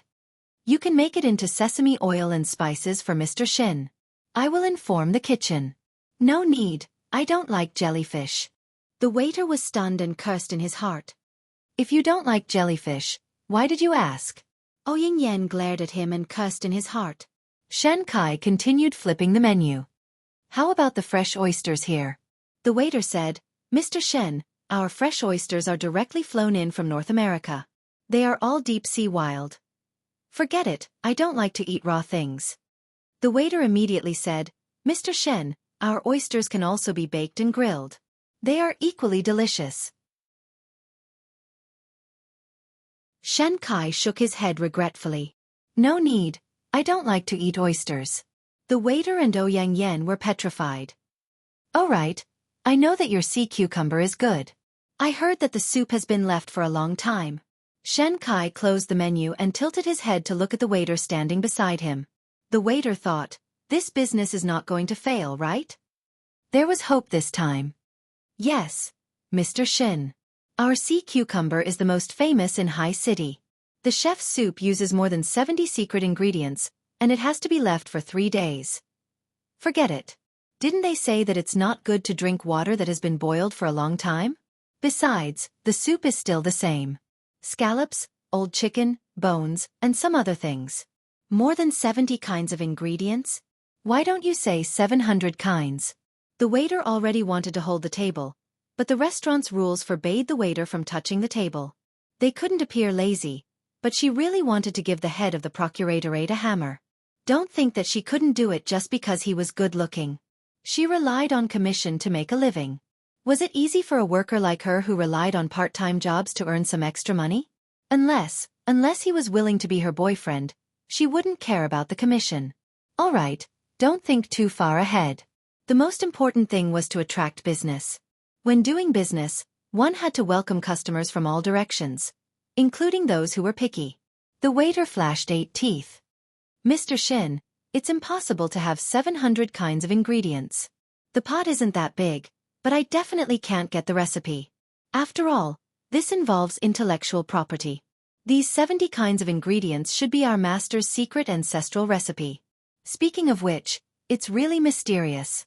Shen Kai could tell that the little girl seemed to be somewhat dissatisfied with him. Her tone sounded a little disdainful and a little aggressive, so he made a sound of surprise. When did you hire a little sister with such a big mouth? The waiter chuckled. It means that our restaurant is constantly updating and striving for the best. In the food and beverage business, one must have a good mouth. One must know how to speak and taste the dishes. Otherwise, how can one provide service and food and beverage? Shen Kai asked with interest, "What's your name?" Xia Qian. Shen Kai repeated as if he didn't hear her clearly. Cheap. The corner of Xia Qian's mouth twitched. Oh, Mr. Shen, it's like this. The Xia in summer means the Xia in the previous season. The Qian in Qian means 3 drops of water. The cheap means a shell. Understand? Shen Kai laughed. Oh, you can speak English? Haha, Mr. Shen, I was afraid that you didn't understand Mandarin, so I added a sentence. Are we going to communicate in the language of the little foreign devils? Haha, I support our country, I support our country. Mr. Shen is really patriotic. You don't even worship foreign languages. You're not like those foreigners on TV nowadays. They have to insert a few English letters into a sentence in Chinese to show that they've studied for a few days. She's not afraid that the old lady in front of the TV won't understand. Shen Kai felt that something was wrong when he heard this. He frowned and asked, "Didn't you just insert a few English letters into your sentence?" Xia Qian scratched her head. Haha, I'll be more careful next time. The next time I meet you, Mr. Shen, I'll definitely not use a single letter in my sentence. Are you talking about me as an old lady? Ha! Xia Qian thought for a while. Not all good-looking people were useless. They were quite smart. It was just that they pretended not to understand what they were supposed to understand, and insisted on understanding what they were not supposed to understand. No, didn't you understand? The one who doesn't understand is an old lady. Oh, then were you mocking me or yourself? No, I just said it casually. I didn't think too much. Xia Qian thought about it and decided not to argue anymore. The customer was God. Holding the ordering device in her hand, she looked at the unhappy Ouyang Yan and smiled at Shen Kai. Mr. Shen, our 2-headed abalone here is from Australia. Oh. Shen Kai suddenly remembered something and threw the closed menu on the table. Give me 2 servings of egg fried rice, a salad of shredded kelp, and a loofah soup. That's all. Xia Qian was stunned for 2 seconds. She cussed in her heart. Damn it! You've tortured me for so long and you still have the nerve to order such dishes? You still have the nerve to be a civil servant? You bastards! Do you want to give me a tip for ordering such lousy dishes? Master. Xia Qian wanted to wait for the lady's reaction. She wanted to make a face, but the woman smiled gently. Mr. Shen really knows how to save money for me. Comrades in the inspection department should be diligent and thrifty. They should do their part to purify society, the man said righteously. Xia Qian nodded politely at Shen Kai with a smile. The dishes will be served in a moment. Please wait a moment. After going out and closing the door, Xia Qian continued to curse in her heart. So you can't do business when a woman is treating you. Women are all stingy and petty. You even let a man stand up and refuse to order good dishes. How insidious. Purify society? You want to purify society and come to Highway Restaurant to eat egg fried rice? You've purified society too thoroughly. My brain is about to short-circuit. You're blocking my path to wealth. You're really a jerk. A jerk. She curled her lips and cursed in her heart. Is it easy to earn some money? Is it easy? I've worked so hard for half a day. My mouth is dry from talking and I only managed to sell a serving of egg fried rice. I can't live like this. She stomped her foot as she thought about it. Watching the waiter leave, Ouyang Yan said, You ordered such dishes because you're afraid that you'll be short-sighted? Shen Kai smiled. Inspector O is really understanding. You're indeed the most popular inspector. Do you have to? Welfare, Xinwu 799. You're tuning in to the Xiaofan's Wuxia Tales YouTube channel.